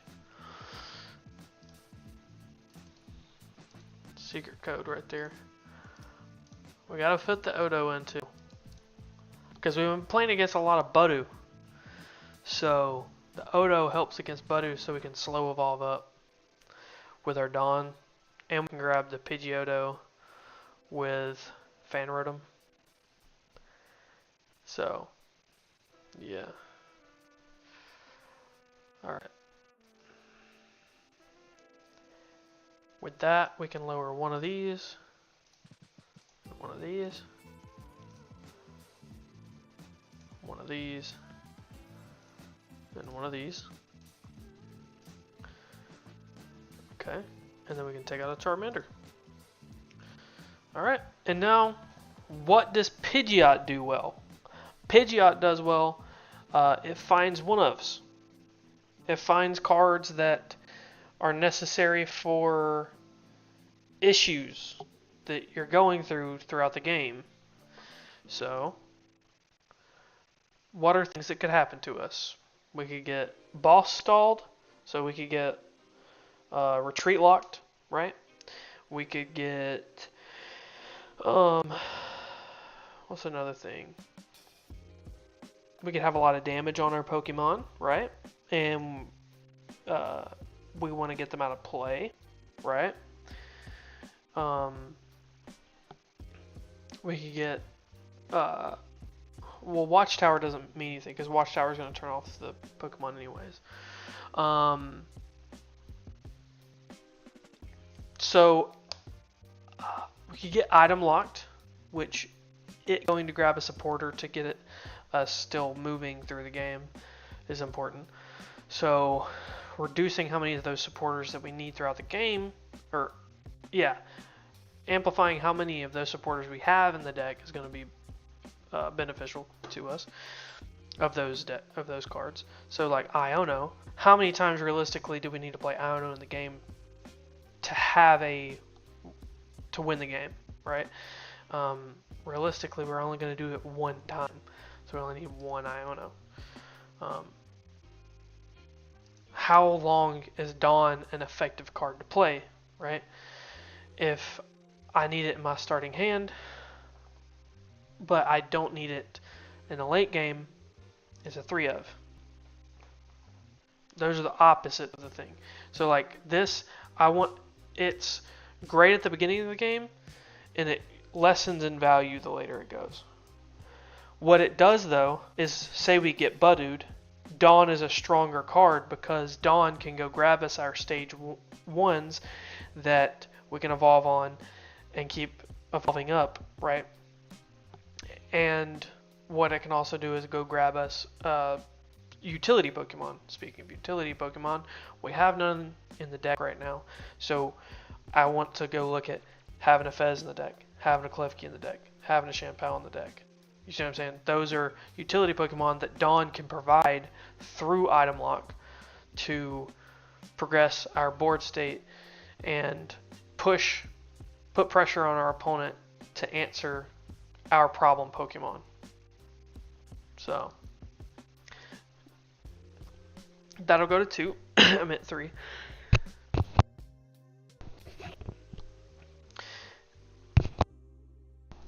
Ultra Ball is not a 4-of.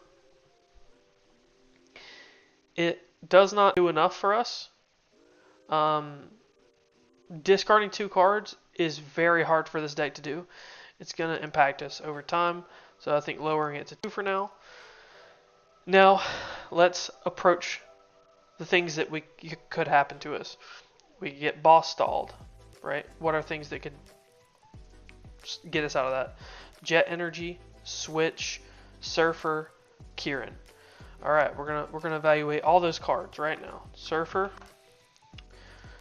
is switch your active opponent, switch your active Pokemon, one of your bench Pokemon. If you do, draw cards so you have 5 in your hand. Okay. It allows us to draw cards. It allows us to switch at the same time. Those are important. What does Kieran do? Misspelled it. Kieran lets you switch or let you do 30 more to EX Pokemon. Where this could come into play. This could come into play whenever you're going against Zoroark or something like that.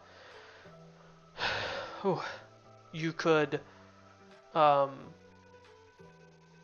Zoroark's really not the one. Gholdengo is really the one right now. I'm thinking of post-rotation. I need to stop thinking post-rotation. Gholdengo right now is a prevalent Pokemon. This card only hits for 240 max damage. I could Kieran and hit Gholdengo for 270, knocking out the Gholdengo with the Terrapagos.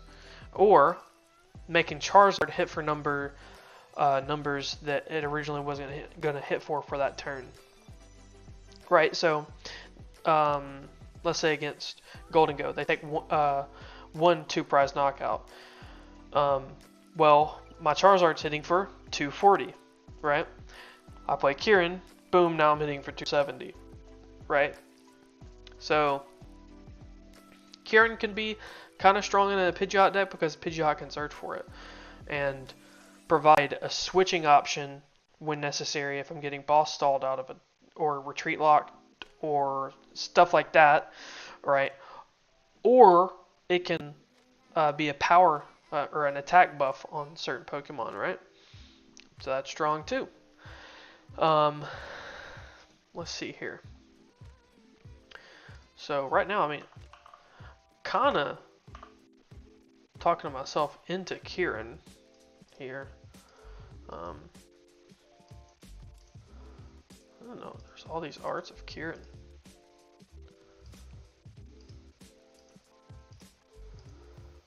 So we'll put one Kieran in the deck.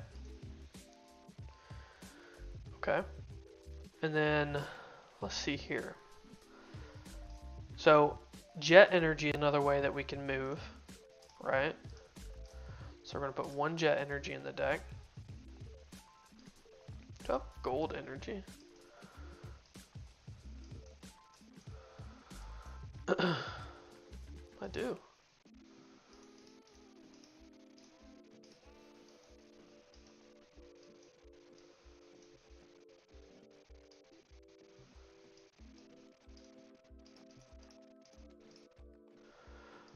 I gotta flex on them. Hopefully I have foil. Don't. Well, buying 2 of those. 4,000. Jesus. All right. Switch is another card that we could put in the deck.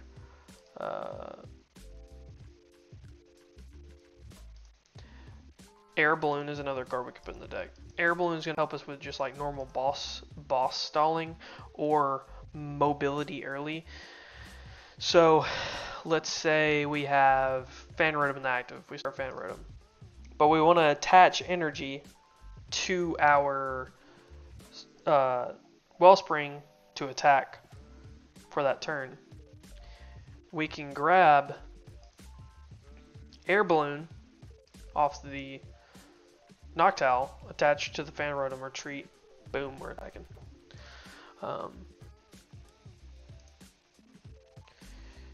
Terra Orb, we don't need as many because we only play 2 Charizard, 1 Wellspring, 1 Terrapagos. That's our only Terras, so we can lower on those. But I think we're gonna still be at 1 because not having to discard is really good. So 1 Terra Orb. could be really strong here. So I'm going to reduce Ultra Ball to 1 as well. How strong is Pokepad? Let's find out. Let's find out. What? Huh. Search your deck for a Pokemon that doesn't have a roll box. Reveal it, put it in your hand, shuffle.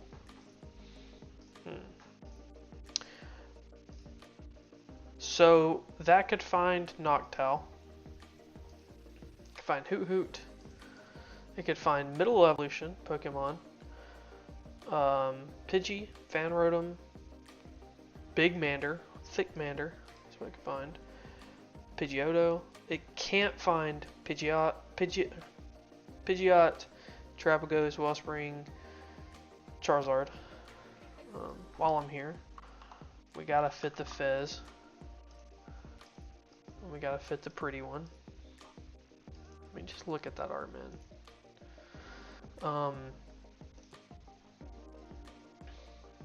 Is there something else we're missing as like integral things that can get us out of situations? Integral things. Briar. Briar can help us take those one prize decks and actually like compete with it. Let's see. Earthen Vessel for Energy Search. Do we need Energy Search? How often are we needing an energy in hand? Because like boss stalling could be effective against this.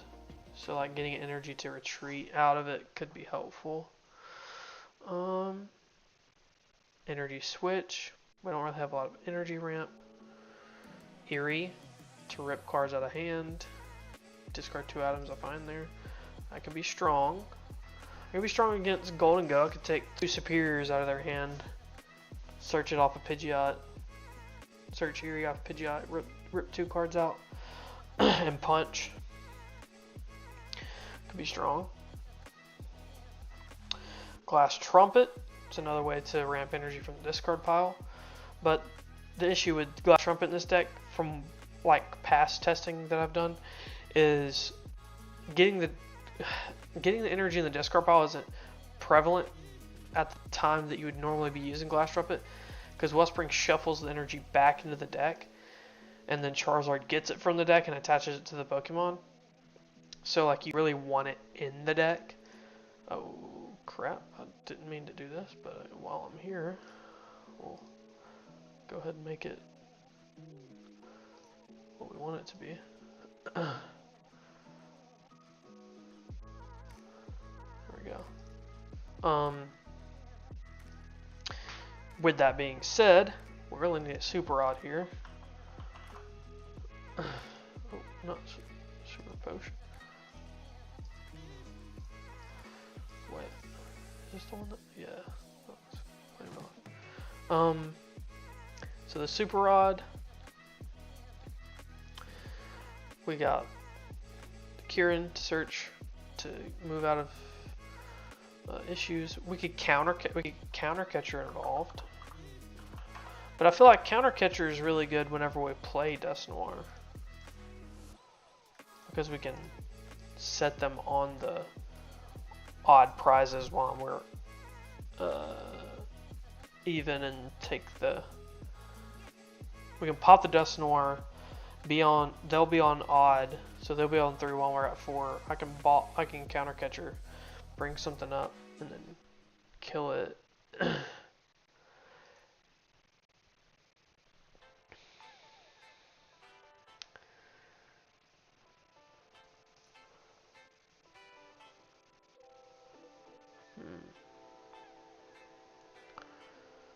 Do we want to fit Dusknoir in the deck? How do we fit Dusknoir in the deck from here? Dusknoir can help us reach damage that we normally couldn't reach, right? But people are playing Psyduck right now, so Psyduck can kind of turn off, you know, Pokemon that let them take a prize card, it turns them off. So that's why I play Klefki, because it turns those off.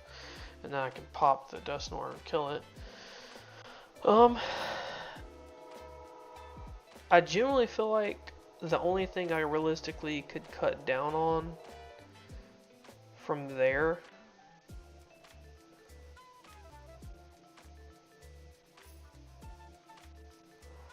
I mean, let's just try it without the Dusknoir and see what we get. I mean, what we can, I could put in, what's the damage buffs? Defiance Band. Brightbinkle can't do it. Maybe Defiance? Maybe Defiance Band? I mean, if I'm playing Countercatcher, I'm playing Defiance Band. If that's the case. Because they're both like when you're behind, basically. Night Stretcher. Sorry.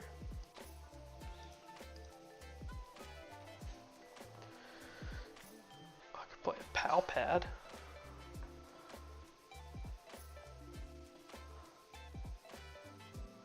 Turo could get a Pokemon out of the active.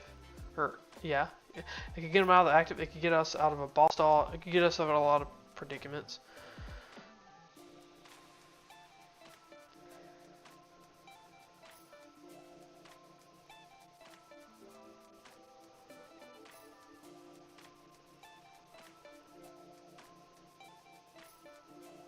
Vitality Band. 10 more damage. 10 more damage. 10 more. Is 10 more damage even helpful in this list? I don't think it is.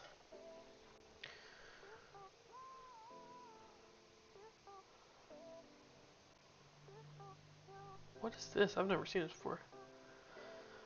If the Team Rocket's Pokemon is attached to you is an active supplies damage, the active Pokemon is now asleep.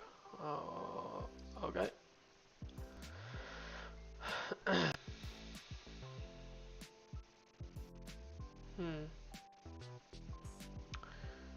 Okay.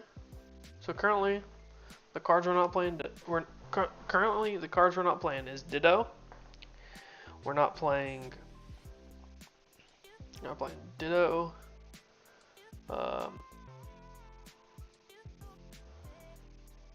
Klefki.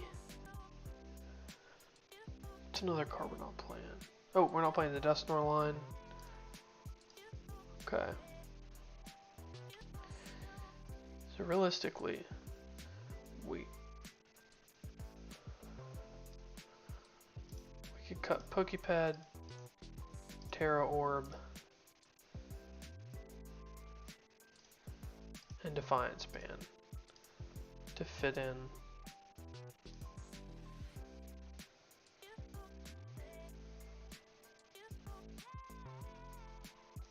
Cut a Crispin.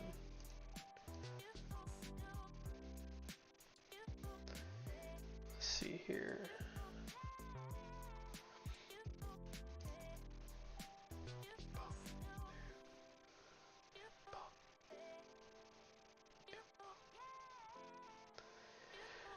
Turo or Kieran is kind of where I'm at right now.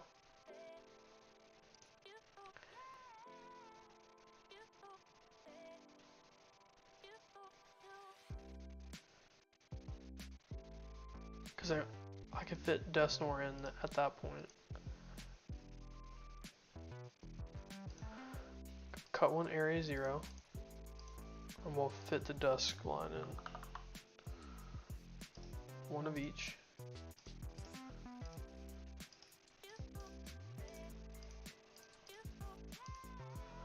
One of each in. And we'll see how this is. This is like no tech cards. Like, we don't play Klefki to turn off the thing. We don't play the Shampoo to get rid of the stadium. We instead just play another stadium.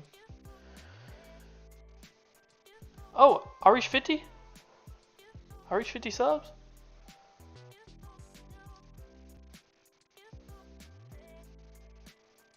Hey yo! 50 subs! Let's get it.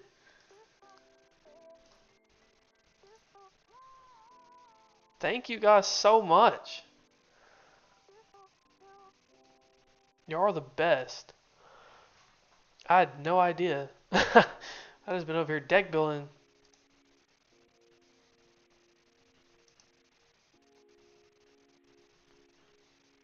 That is awesome.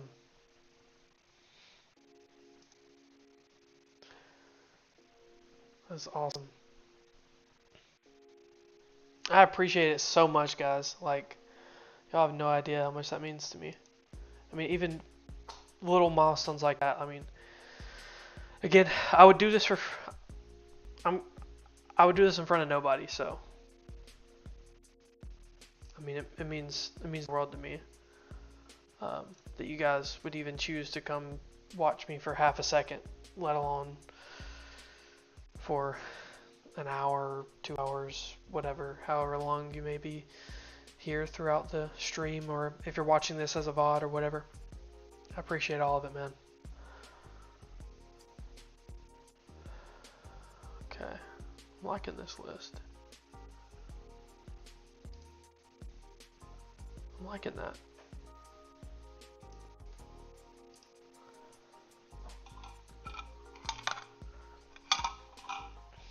Let's get a dub to celebrate the 50.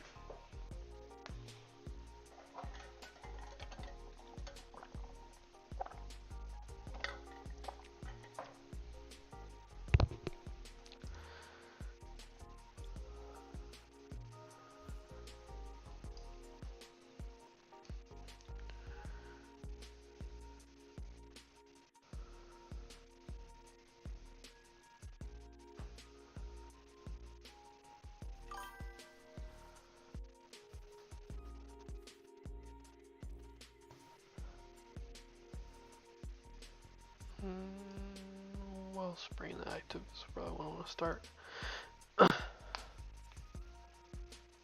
Yeah, I'm not gonna play any Rocket League tonight because I'm gonna be doing that, but I'll get it set up to update whenever I get off.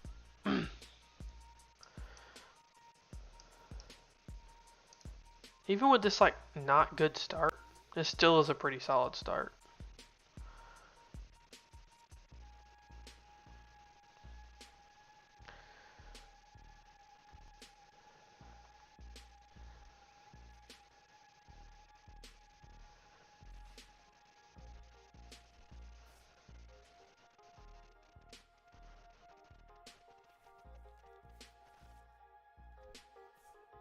I appreciate it.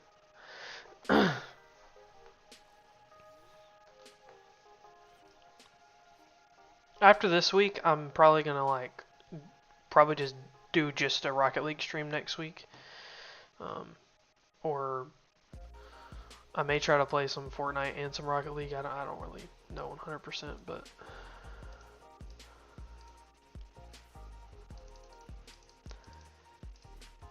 do a little both.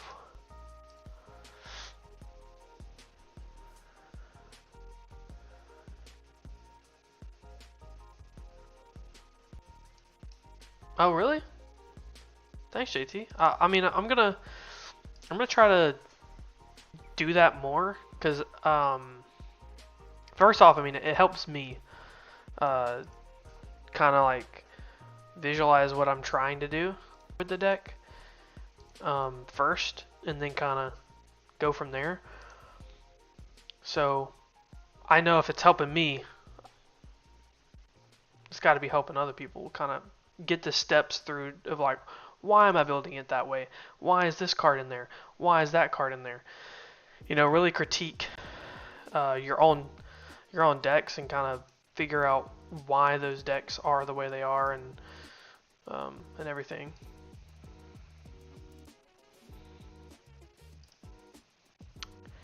He's gonna snipe me, and I don't like that, but I'm gonna sob it. But yeah, I mean, maybe I can go into that more. I kind of want to do it more with decks that I don't play a lot.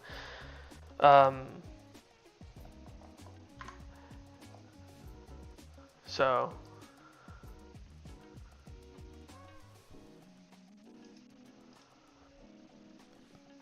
Yeah.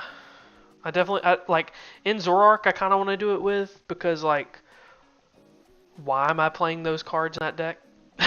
In Zoroark is such a play a lot of cards because I can find them at any moment type of deck.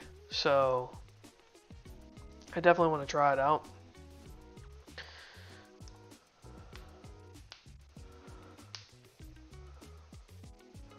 $120 to the Mander, I think, right?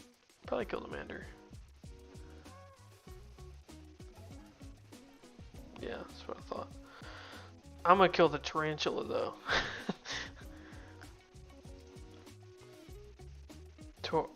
Tarantula. Tarantula. Tarantula.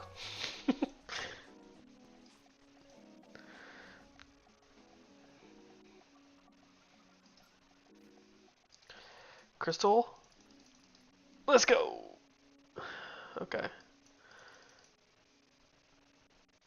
Crystal Dawn. Okay. And this is where we get set up. We get Thick Mander. We get Noctowl. We get Pidgeot.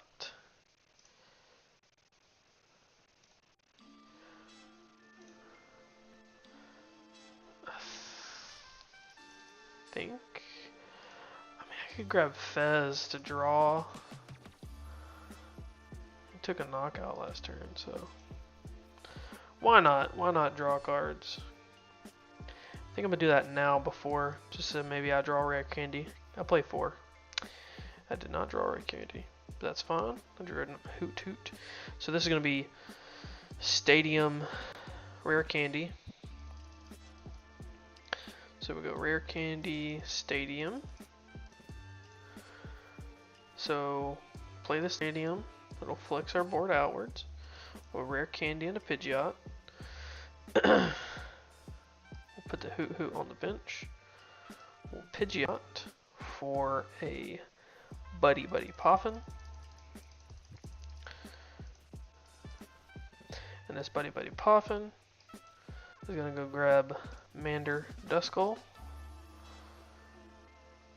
Okay. And so the way this works, JT, is the Sparkling Crystal lets me attack for 1 less energy, and this lets me shuffle my energy to attack 100 to the active, 120 to the bench. So I do 100 to the active here, and if I shuffle the energy back in, which I will, I can do 120 to the Tarantula. Tarantula. And I'll take 2 prizes because I took out 2 single prizers. It is single-handedly my favorite thing to do in all of Pokemon.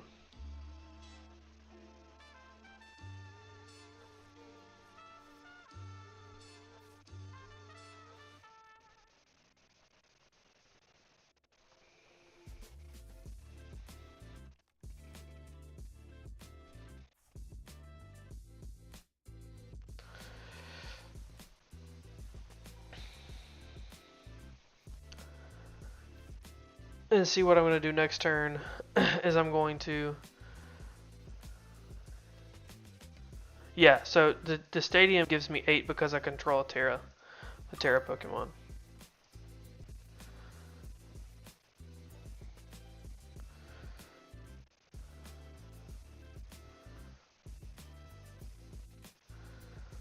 Yes, indeed. Charizard. Terrapagos, Charmeleon. I'm gonna go grab Rare Candy. Rare Candy. How many fire do I have in here? 2? Why do I always only have 2? It is what it is. I have energy in my hand as well, so I'll attach there. Rare Candy into Charizard. Then this Charizard is going to Infernal Rain, attaching, it could up to 3 fire, but I'm going to only use 2. Use 1 to the active, One to him. And then I'm gonna save the Noctowl here because I'm going to, I guess technically I didn't need a Dawn there. I could have bossed the Tarantula.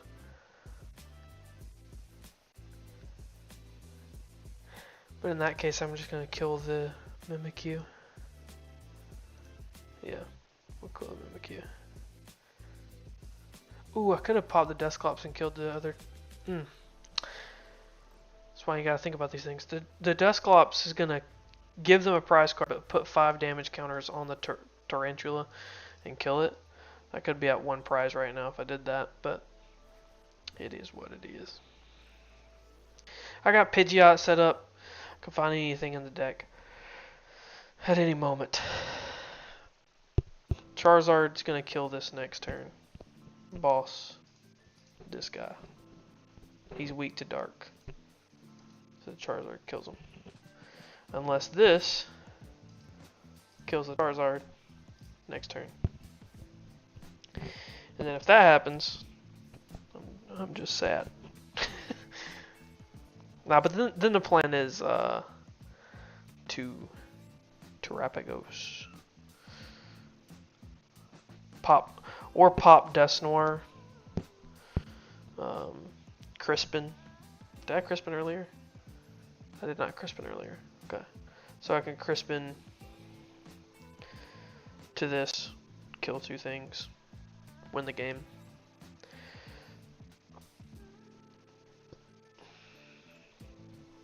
Pop Dusknoir, kill one of these. Snipe for 120 onto the Articuno. It's another line. This just gets rid of those. I'm not using them anymore. And the big thing is when they bump your stadium, you have to get rid of them. So, like say they damage some of your Pokemon, you don't want them on your bench anymore. If they bump your stadium, then you can get rid of them. So, it's pretty helpful.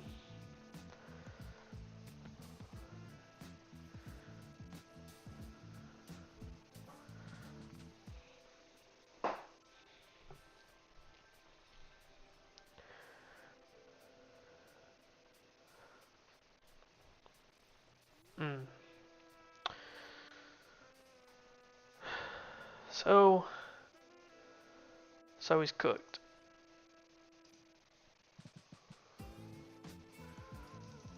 I got Crispin in here. I got a Water and a Fire. Got the Noir in here. I got the Dusknoir. This is GG.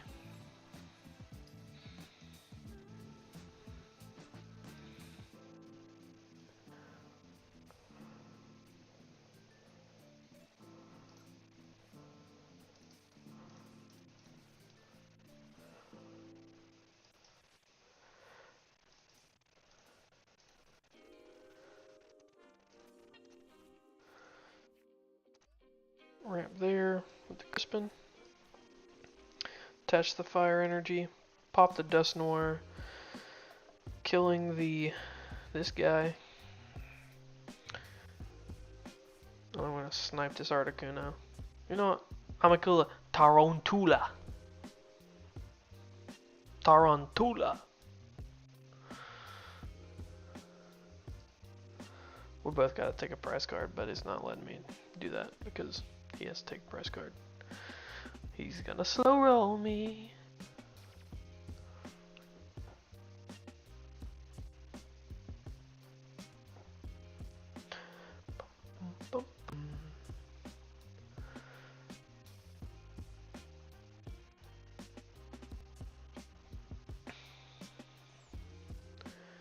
The biggest thing is like so when we're deck building, we gotta think of it like this.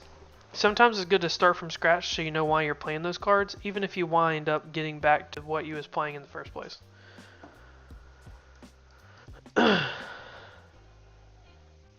That's an important thing.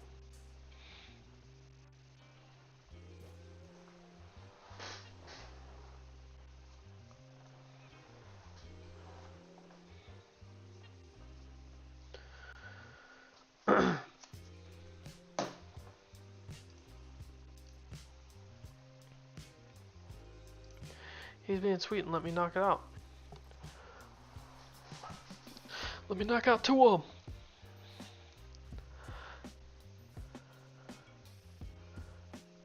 Boom. And that's why we're playing certain cards into the deck. We have our snipe, we have our big damage, we have our medium damage with Trapagos, we have our big damage with Charizard, we have our snipe damage with Wellspring.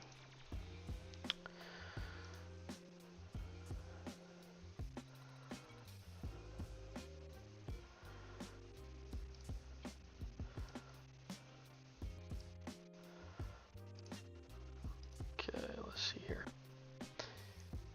Rename this.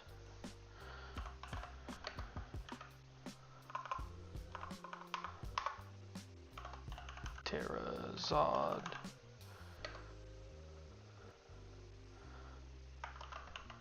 Comp.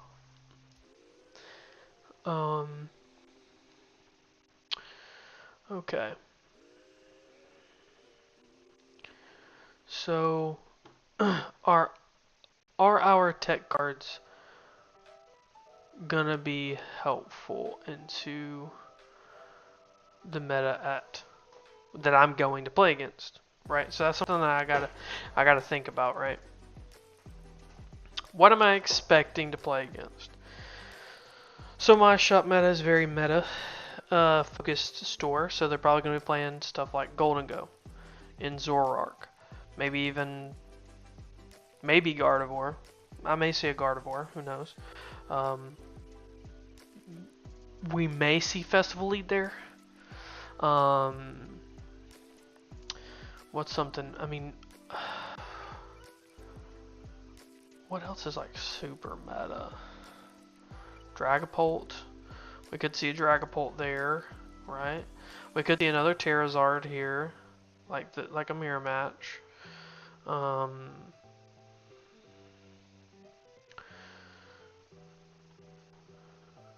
to think here. And out of all those, their tech cards against me and how they impact me is important. So their tech card is probably going to be something like Watchtower, like I was mentioning at the beginning of the stream. This card has been the bane of my existence since its release, and trying to build decks appropriately to be having that on the forefront of my mind, while still being able to play around cards like Budu with the Pidgeotto and stuff like that. I know I want to fit a Ditto, and I know I want to fit a Shampoo in the deck. Now, how hard is it going to be to fit those into the deck? Right. In all honesty, Air Balloon hadn't came up. Even prior games that I've been playing and stuff, it hadn't come up, so I think I'm going to cut it. And in place of that, what was the cards I just said? Shampoo.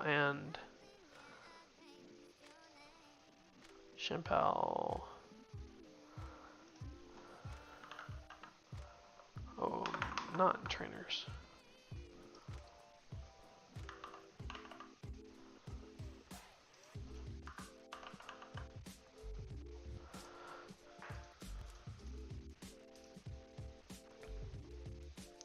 Oh, and Ditto. Ditto helps us set up. This should have been in the deck already to begin with. I know I got like a couple of days with this card, but it deserves the rarity bump. It's a lovely boy. Does it even have a... It's had a rarity bump the whole time? Okay.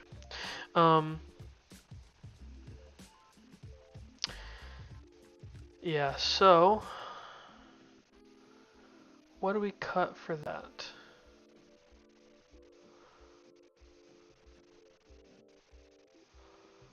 Okay, so we need the Dawns, we need the Crispin, we need the Boffins. I'm not going lower than 3 now. Crystal is 4 rare candy is necessary because we want to go rare candy Charizard, we want to rare candy Pidgeot, and we want to rare candy Dusknoir. And then we want a rare candy Charizard again if we have to. That's 4 candies.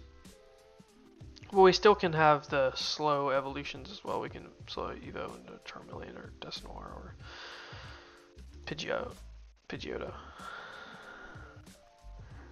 Briar for game, Turo getting our stuff out of the active or getting damage off the board. Kieran to switch or do 30 more damage to take knockouts when we normally couldn't be taking knockouts. I think the weakest of all those is the Turo though. I think. Because realistically, if we have something damaged, if we're playing Champao, we could get rid of our stadium, right? And then take the damage thing off the board.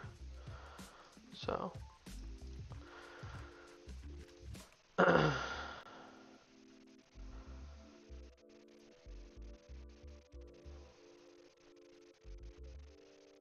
Okay. I'm liking that. Okay, before I start this one, I've got to go use the restroom real quick. And while we're doing that, we can look at this beautiful Wellspring art. My homie.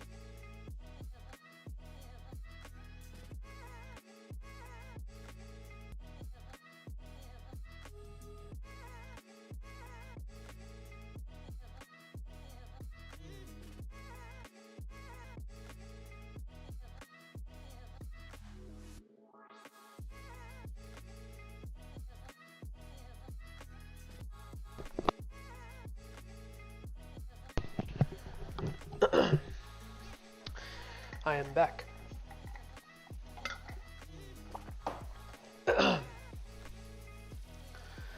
All right.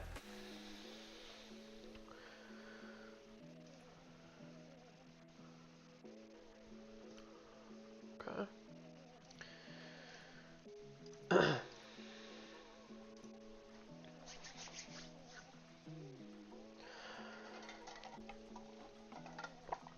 Glad we're getting to a point where the Terrazard deck that we feel like we can beat as many things as possible. I mean, it's naturally going to be weaker into decks like Zoroark because we can't hit the 280 number as easy in the early game. But I feel if we can get Wellspring off, we can make things happen. I think against them, we want to set up Duskull. We want to set up Wellspring. Those are our two main things you want to set up. I love being able to start Ditto. Now that he's a blue Ditto, he comes to me early. I'm playing against Lucario. Maybe this is post-rotation. Well, at least I think this is Lucario. I mean, that's looking very Lucario-ish.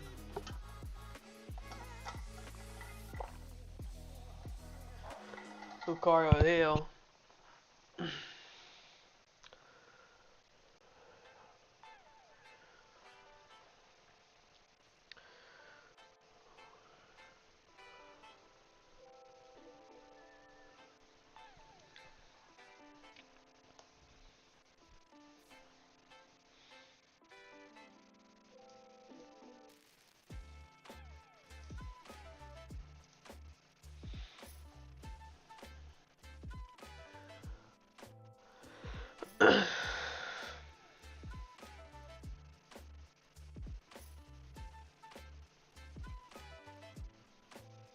So Lucario, realistically, is not like a phenomenal matchup against us. Like we're not great against them. What kind of transformers start into? Wellspring. Okay. I got the Duskull on the deck. That's good.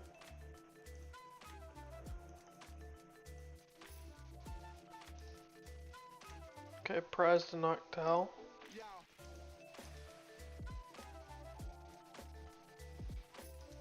There's a random yo. Prize to Rare Candy.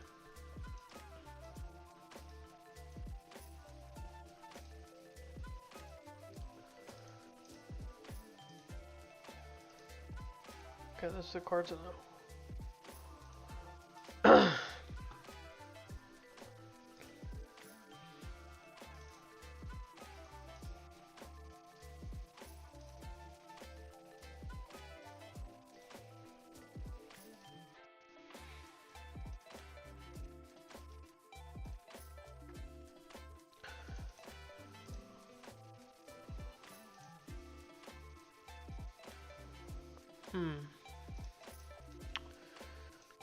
Yeah, I think we're gonna grab it like that.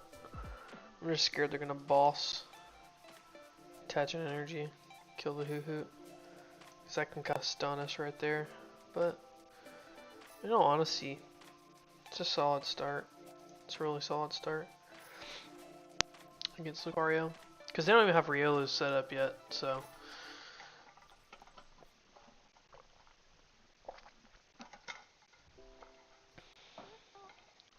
There's a Riolu. Are they really gonna boss energy, attach energy, Cosmic Beam, kill Hoot? They could kill Pidgey though. Oh, okay. They go for the Pidgey. Oh. They don't kill the Pidgey. Well, that's good. Sounds good to me. I'll go grab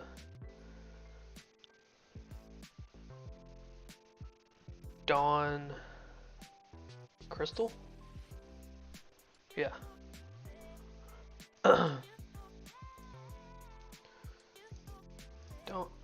Not boss. Dawn Crystal?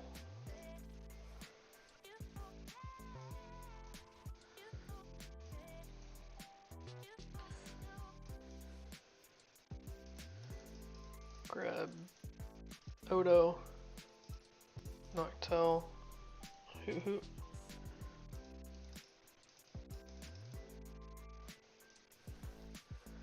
Yeah.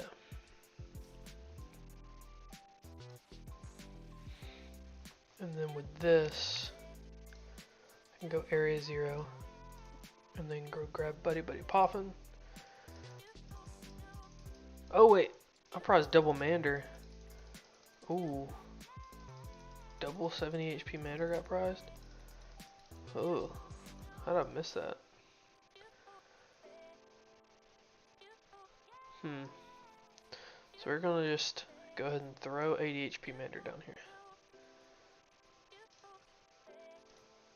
And that Sob basically set up the torrential pump play here to deal 100 to the active here and snipe the Riolu.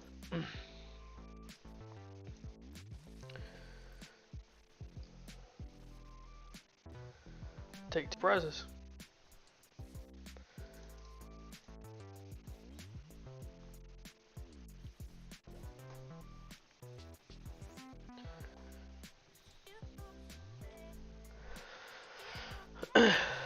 The hardest thing in this deck I feel is going to be like prize checking. Prize checking is so hard this deck because I have like 21 prizers.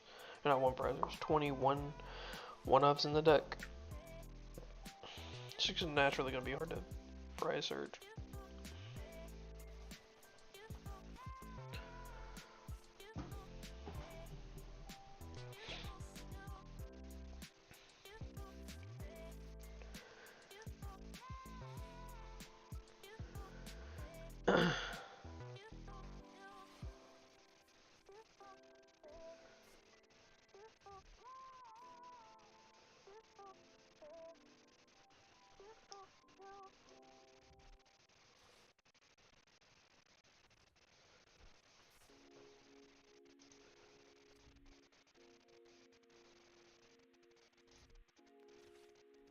It's gonna deal 100 to me.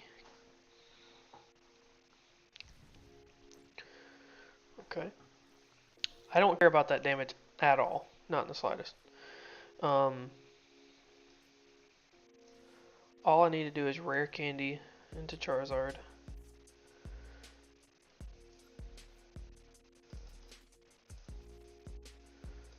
Attach. Attach. Attach.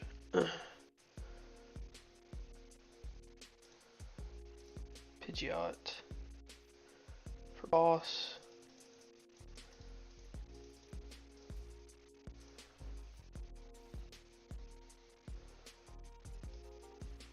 Boss up Riolu. I mean, his deck literally can't do anything without Riolu, so we just kill both Riolus. He can't go into Lucario. As simple as that. And that's why, yep. We forced the man to quit. Forced him to quit. Sad days. I don't like doing it. I don't like doing it that way. Actually, I actually live for killing 2 tiny Pokemon and taking 2 prizes. I find so much joy. I just randomly got a Sky Felton challenged me.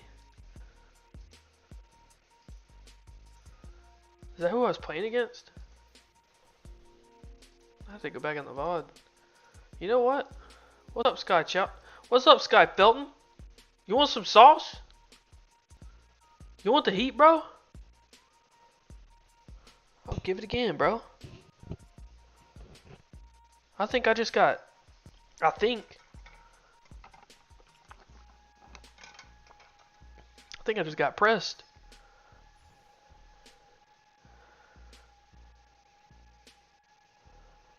I don't even know who I played against last time. I wasn't paying attention to the name.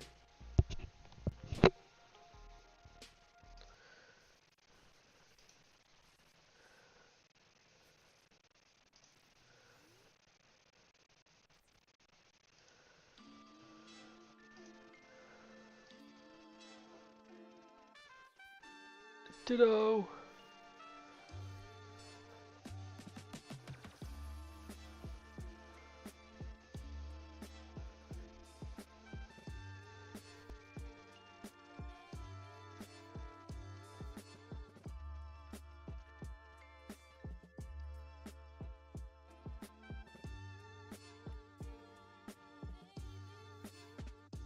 Who am I playing against? I don't even know who I'm playing against.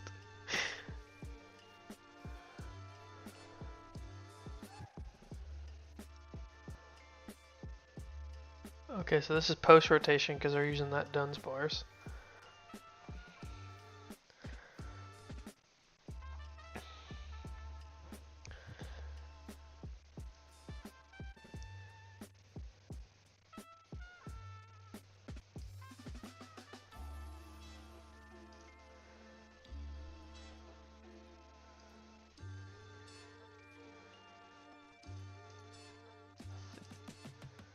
Okay.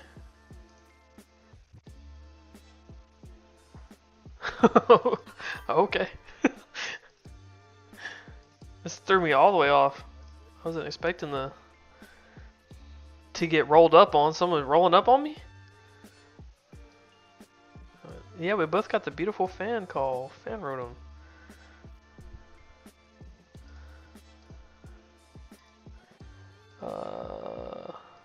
Double Hoo Hoo Noctowl.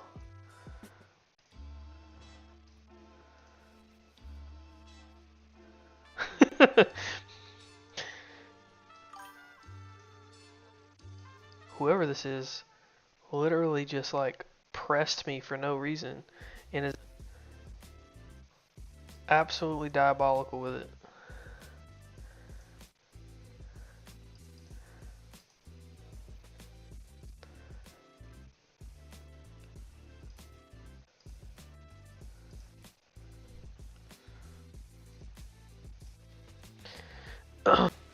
Sob the Fan Rotom.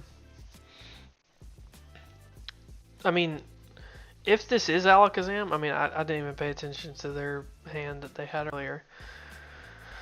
Enhance Hammer? That was absolutely mean. Why would you get rid of Jet Energy like that? That was so mean. Oh, there it is.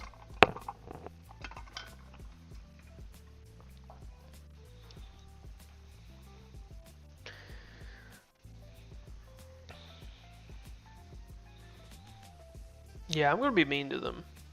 Right back.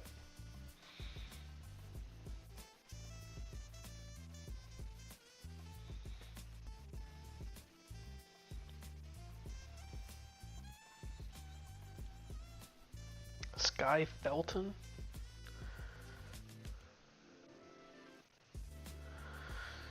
Alright. Well, that's perfect. Rare Candy Pidgeot. Quick search. Is that quick search? What do I got in here? I don't want to boss them. Crystal Energy. Okay, I got the Snipe at least. So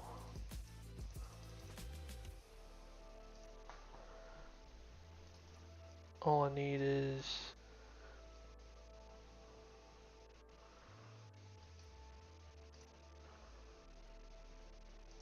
Ultra Ball in here? Ultra Ball is in here. Rare Candy.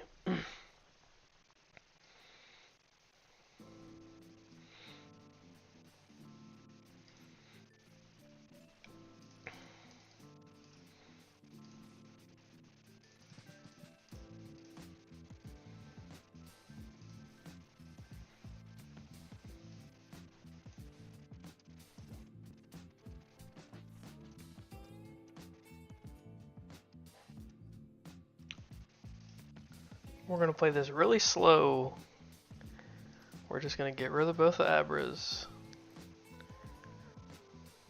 Then next turn, Charizard, put the energy on, kill 2 Abras again. I just got pulled up on by this person. I don't know who they are. I think they're just gonna come up in my house and cook me. I have something to say about this.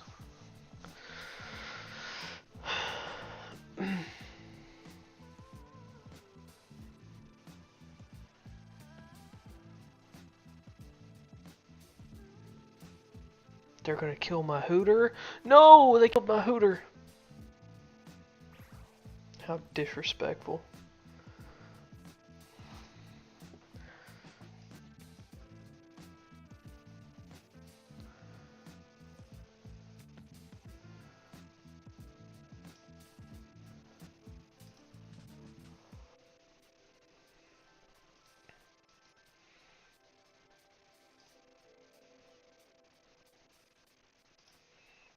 I'm gonna grab Dawn. Dawn's the perfect grab here. Dawn for a Hooter. Charizard.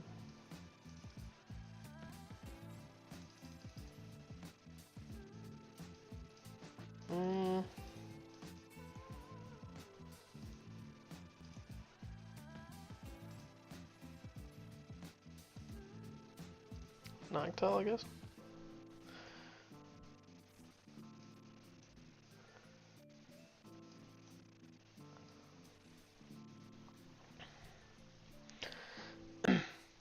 Infernal Rain for the 3 energy out of the deck.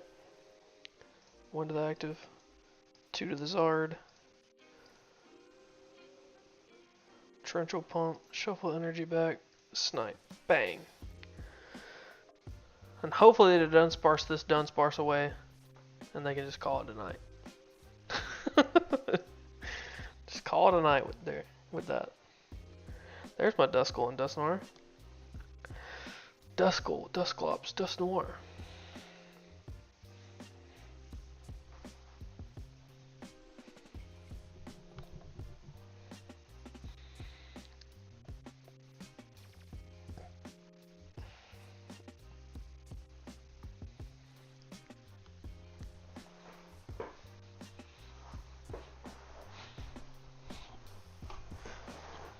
There we go.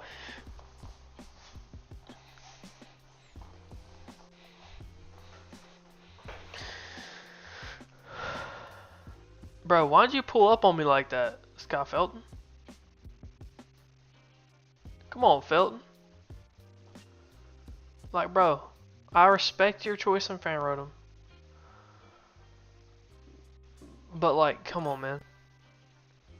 I don't even know who you are. Why'd you challenge me? Randomly.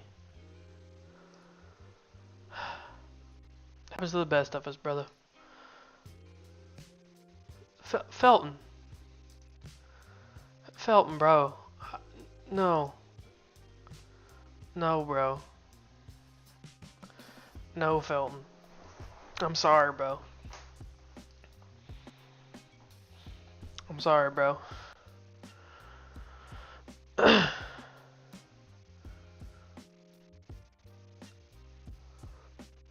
So in that matchup, they usually will throw a Shaman down. That's when I throw the Duskull down.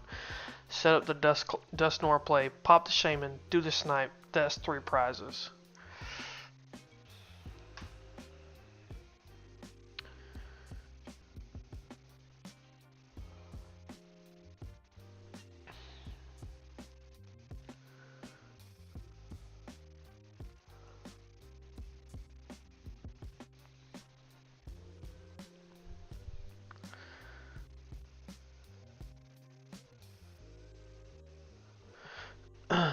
So I got this Dark Gorify card that has 2 attacks. The first attack attaches any number of energies from your opponent discard pile to their Pokemon, and then the second attack does 40 damage for every energy attached to your opponent's Pokemon. If you made a deck to swipe energies off your opponent's Pokemon and then used something that lets you attack twice.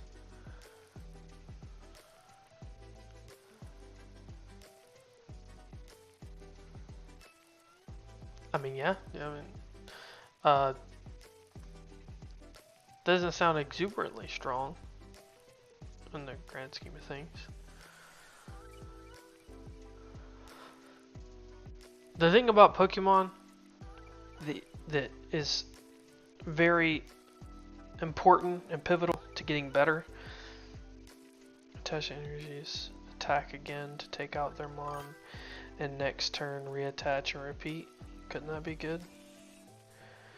Attach the energies, attack again to take out their Mon, and then next turn reattach and repeat.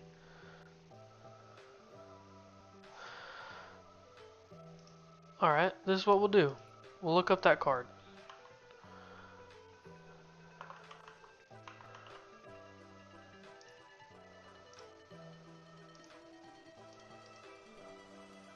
Is that how you say it?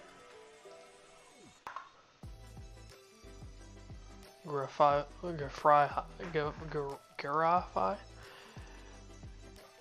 Is this one? Discard as many energy cards as you like from your hand. Just 40 damage to each type of basic energy card you discard them away. It's this one, right? Oh no, it's this one. Attach your 3, your opponent's discard pile to their Pokemon any way you like. Because you don't have time. You don't have time to do this. That's the biggest issue. Like, thinking you're going to have enough time to evolve this, for one. Attach an energy. They have to have energy in their discard pile to even do that in the first place. Not every deck is going to do that. So you're going to have to then ramp the energy onto something. Then you just ramped energy onto something. Right? So they could use that energy, who knows. And then you have to have 2 dark energy to then attack and does 40 for each energy attached to all your opponent's Pokemon. When you could just be taking knockouts, like, let me show you the baseline of damage that I think of when I think of a card, right? Just when I think of damage, okay, pure damage, this is what I think of.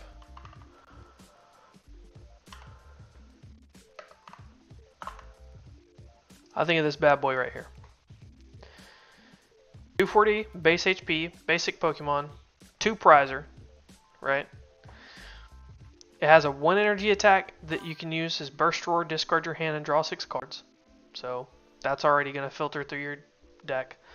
And then it's an electric and a fighting. Yes, odd coupling, but all you need is a Crispin. 70 times you may discard any amount of basic energy from your Pokemon. This attack does 70 damage for each card you discard in this way. So you have cards like Crispin.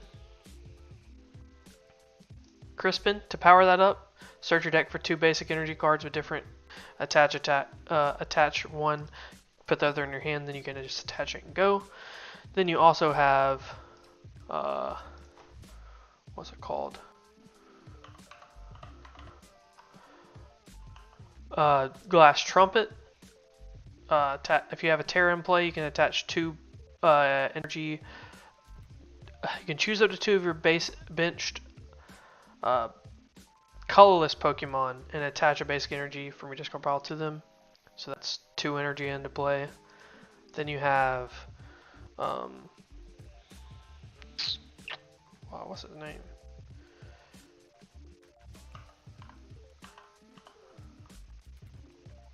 This guy, Tilmask Ogerpon, who can ramp grass energy onto himself and draw a card. And it's a Terra. So, I don't know how else Terra plays and stuff. So, when I think of damage, I think of hitting almost any number you ever need to kill something. Right? So when I see something that's like, oh man, I can hit a really high number, does it reach Raging Bolt bar? Right? It can be slightly under Raging Bolt's bar. But Raging Bolt is the bar of like, I can hit the number I need to this turn. Okay? Definitely if your deck that's like, I want to punch, right? Because if you could do that, you would just play Raging Bolt. Simple. So, that's where we go to a deck like, I'll go to one of my Terra box lists, I guess.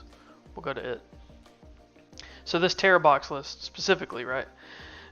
This list, I can hit weakness on a lot of different Pokemon. So this is going to hit for the fighting weakness on cards like Fezandipiti, Kangaskhan, right?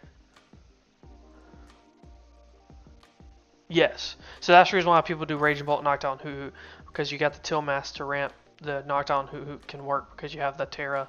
Raging Bolt can get powered up. You can find Crispins. You can find ways to get to your energy and stuff like that through the Knocked Out package, ramping up the Raging Bolt. So, but yeah, so this deck, it's mainly going like, I can hit a good number, but I can also hit things for weakness.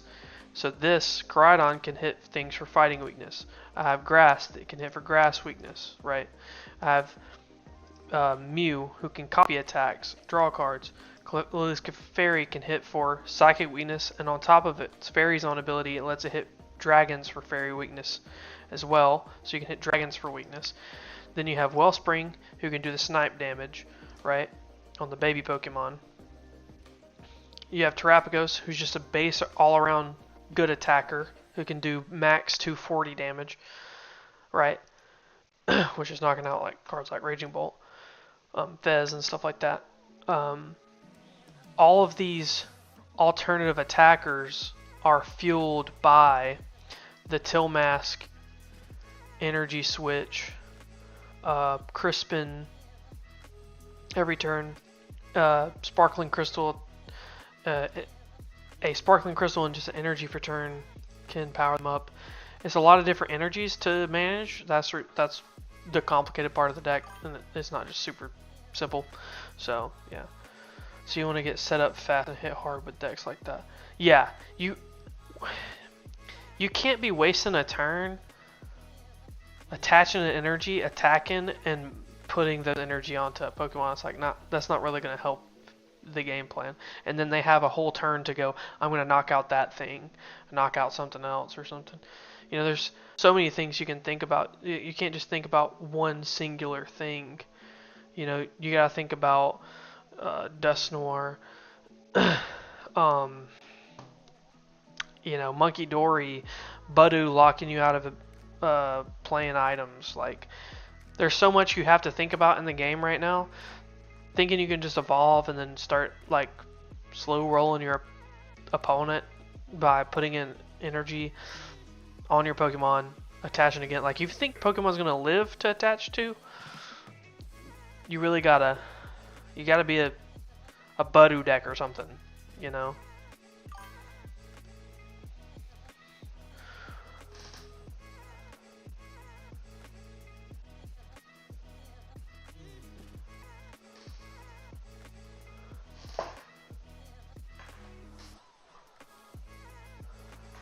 What?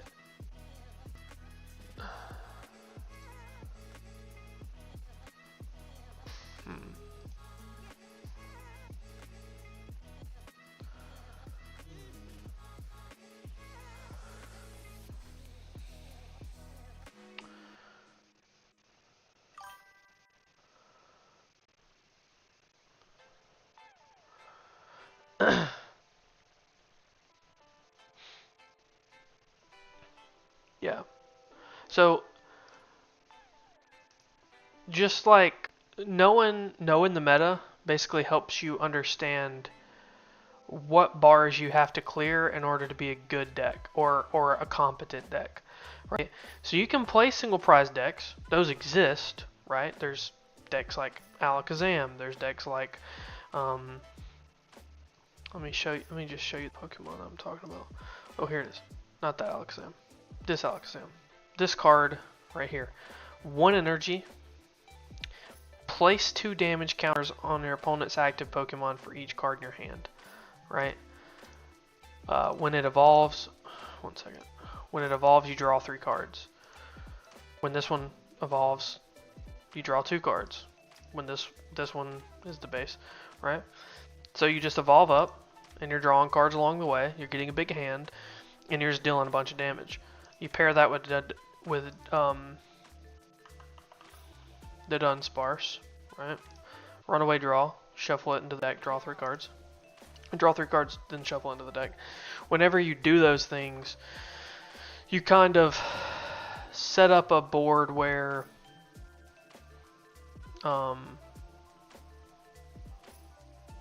you can kind of like out of nowhere, not even like, you can set up a board where you're constantly going to be able to attack with a big attacker, and if you can prevent them from hitting your hand or make it where them hitting your hand doesn't matter because you're a single prize deck knocking out 2 prizers. So for every 2 prize you take, they gotta take 2 turns of knocking something out in your active, right? Or Honchkrow. Honchkrow's the other.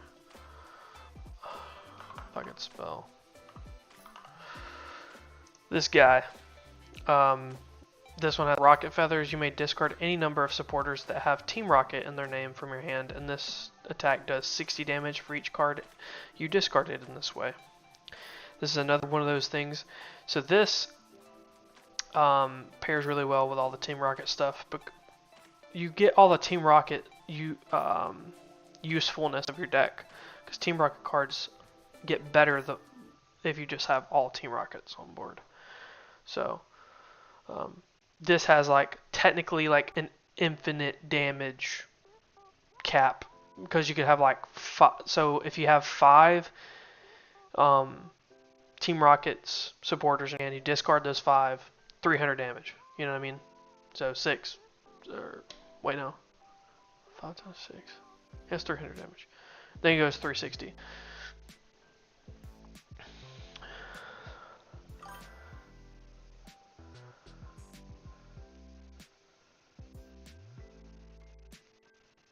Oh, we were playing. I didn't know that was you, bud. It was a great game.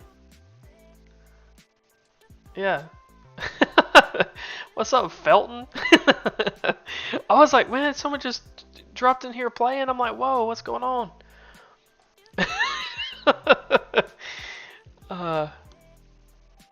GG's though, GG's.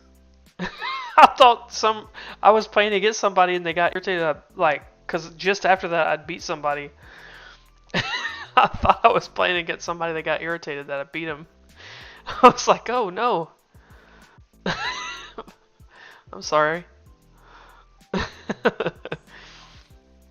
But yeah, Honchkrow is another one of those decks where you can actually like get the most out of a single prizer doing a bunch of damage. And that's kind of like where we're at with the game. Like, you kind of have to hit for numbers that you could not normally hit for. Well, I'm happy I could help you playtest some. I mean, I would say I would get another one in, but I feel like I've gotten to a point with this deck where I think I'm kind of close to where I want to be. The only thing is, like, if I need to play another Duskull, is that smart? Should I play a second Duskull? Is that a good thing? The other thing is maybe I could play another. Maybe I could play the Klefki, but then I kind of want to play a second Jet Energy, and that's just like a lot of stuff to move around. Up in the Area Zero has helped. I don't know.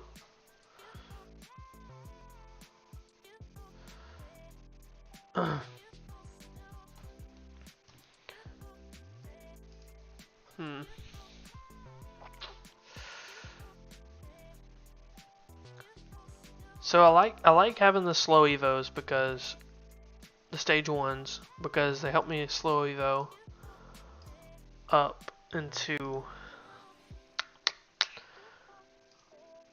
the right Pokemon through Budew. Huh. And Budew seemed so prevalent today. But am I going to be coming across a bunch of Budew tomorrow? Probably. I might as well just have it for failsafe. Right?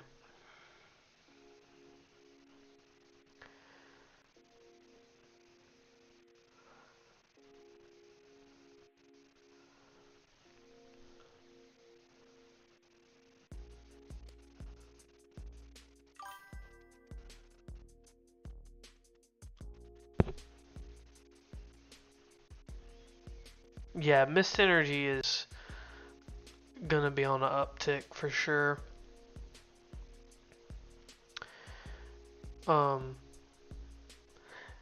I think post rotation, the fighting energy that comes out, stone energy, I think is what it is.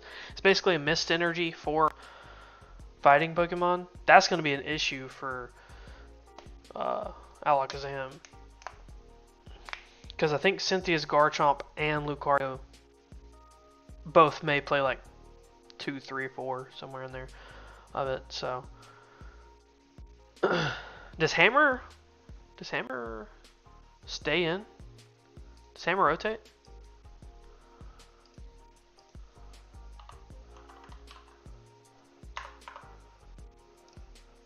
Hammer does not rotate. Okay. So that'll still be the answer to those cards. So if it has to get buffed up to 4, it is what it is. You know?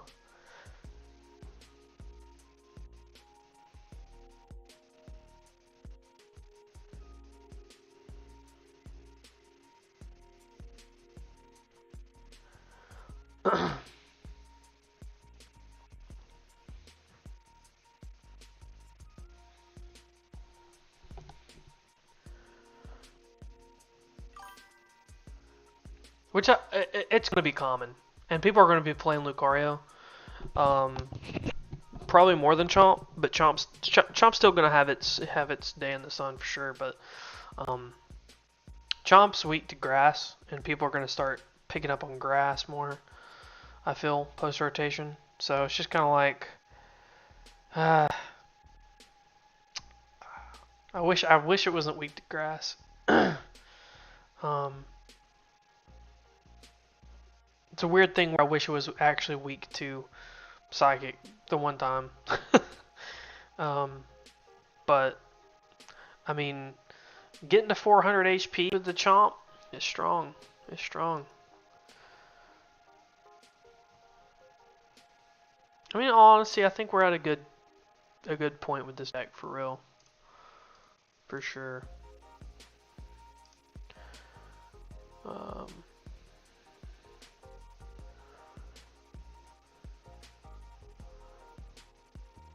It'll see a lot more after rotation, because you got to think, with a lot of people's idea of like a good deck right now, they're comparing those decks to decks that are like Gardevoir, you know.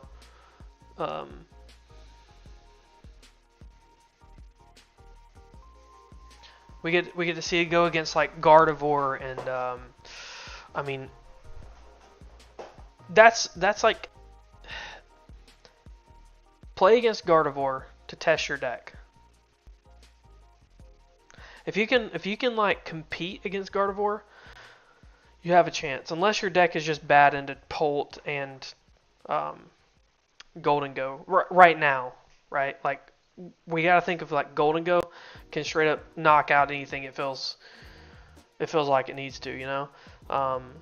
So like those 3 decks, Polt is the spread deck. Gardevoir is the literally king of every single format it's in. It's just not being played right now because so many people are bored of it. I mean, let's be honest. I mean, it's still a great deck. And then you have a deck like Golden Go who can just hit whatever number it needs to. So, I mean, you're being compared to those 3 decks. Now, post-rotation, Dragapult still stays in that spot where it's at, but it kind of gets promoted to king of the format. Can your deck play against Dragapult at that point? You know?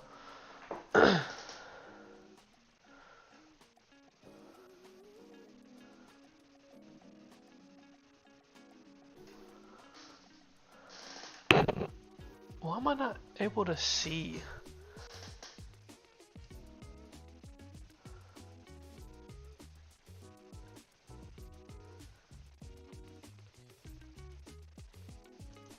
That message.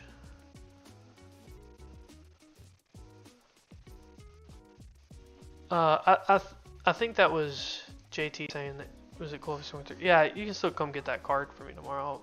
I'll be there.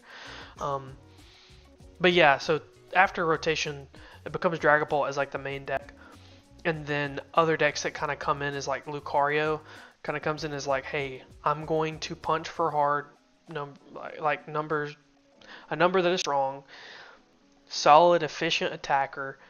So efficient attackers is going to be really important next format, because how easy is it going to be for us to attack turn after turn after turn? We lose a lot of draw supporters, so we're not going to be seeing a lot of cards like over and over and over and over again, right? But we do get Meowth, so Meowth finding Lily's Determination is very important. Finding all of our supporters that we're probably gonna have like one of supporters. We have a lot of like one of supporters that it can go find. And personally, I think Meowth is going to be the most important card in the format because of that. Because Meowthing early game is going to be important. Meowthing late game for boss is going to be important. Ultra Ball being able to turn into Meowth. So Ultra Ball, playing for Ultra Ball is going to be really prevalent. So, no problem, JT. But yeah, going back to this deck, it is solid. It's solid. I do hope we get to play tomorrow. I do have some other things. I mean, I may add some stuff in tomorrow, like before tournament, because I always get shaky before a tournament. I shouldn't do that, but I always do. Klefki may come in. Thank you, Ben. But yeah, I think Klefki may come into the deck. I mean, another Duskull may pop in the deck. It's just about finding space for it. I think people playing Watchtower is going to be more prevalent. I think Watchtower post-rotation is going to be really prevalent too. Me personally, I may actually play a deck that doesn't get hurt by Watchtower and play for Watchtower. Because Watchtower turns off... it turns off Noctowl package, which is one of the main packages to find cards. It turns off Meowth, which is the main card to go find supporters. It turns off the Dunsparce, which is a draw card that people are going to start playing more of. And it turns off, technically turns off Fan Rotom. There's another thing it turns off. Kangaskhan, turns off Kangaskhan. God, what's the other cards? Let me sort by colorless all. Ursaluna, turns off Ursaluna. We're just talking post rotation too, so.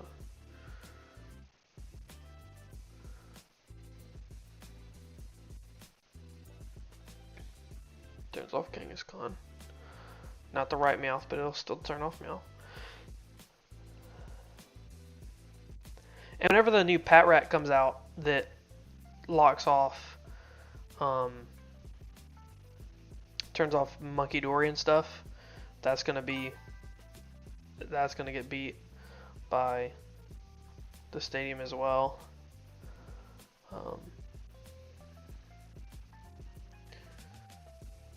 But yeah, if we got time tomorrow, we can run 1 or 2 prior to start.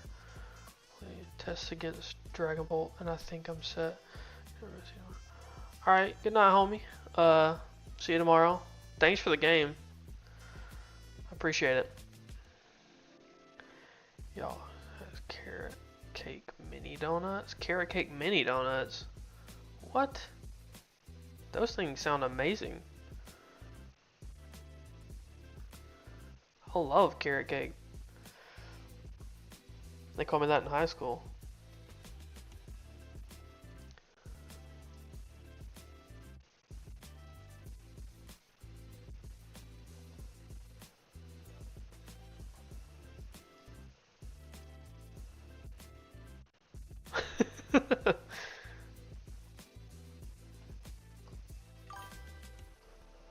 Oh, heck yeah. Yeah.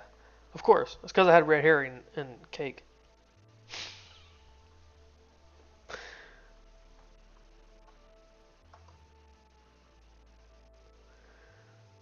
Yeah, I'm probably gonna call it a night here. Um, some great testing. Found out a lot about my deck by literally stripping it down to nothing, adding cards, seeing what it needs. Okay, it needs this. That's why it needs that. That's why it needs that. You know. And I mean, it did change from Terrazard 4 to Terrazard comp. So I mean, that does mean something. Did change some. Um, I appreciate you guys so much. We just got to 50 subscribers. I hit it tonight. Thanks, Jonathan, for pointing that out earlier. I didn't even notice. I could not do any of that without you guys and the support that you guys have been showing me. Just gotta stay at it. Probably gonna soon-ish. I'm gonna try to bump up to 2 days a week, you know, and try to kind of figure that out from there. Right now, I'm just trying to get my legs underneath me. I'm trying to figure out stuff on the back end. I'm trying to get it set up to where I can start on a face cam and then switch over to this. I appreciate you, JT. Thank you for coming out and supporting the stream. Anything I can do to help, you know, a new player and get to where they need to be. And if you have any questions, of course, I'm here to answer. But yeah, I appreciate you guys so much helping me get to 50 subscribers. We're on to the next goal. That's, to me, is what, 75, 100, something like that. Just trying to have these small goals, you know, to reach. And I want to leave the stream on a positive note. I'm going to try to come up with something on top of the dome. Let's see. Don't take life so seriously. I was at work the other day and this lady was like, this person came up to me and was angry that I was putting something in the bell, and I was like, oh, they probably just take life too seriously, you know? And I'm like, don't be angry because someone else is angry. Right? Like, I know that's kind of hard to do because a lot of people match energy, but don't let someone else's emotion dictate your emotion. Figure out what your emotion is to something and act accordingly.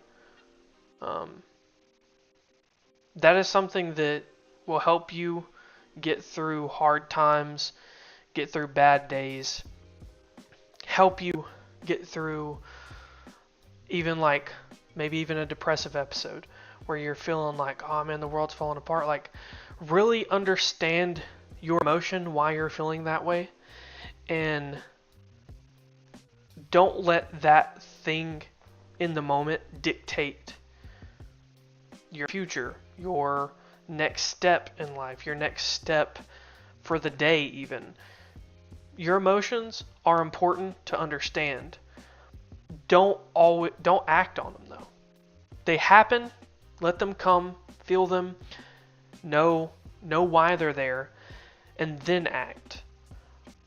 Don't let just emotions hit you and immediately do something, because that's where we make mistakes and we slip up, and we're human. Those things may still happen, but getting better at those every single day is going to make us become better humans. So, again, appreciate you guys for coming out watching. Y'all are awesome. Y'all are amazing. And I hope y'all have an amazing night, day tomorrow, and next day. See you guys.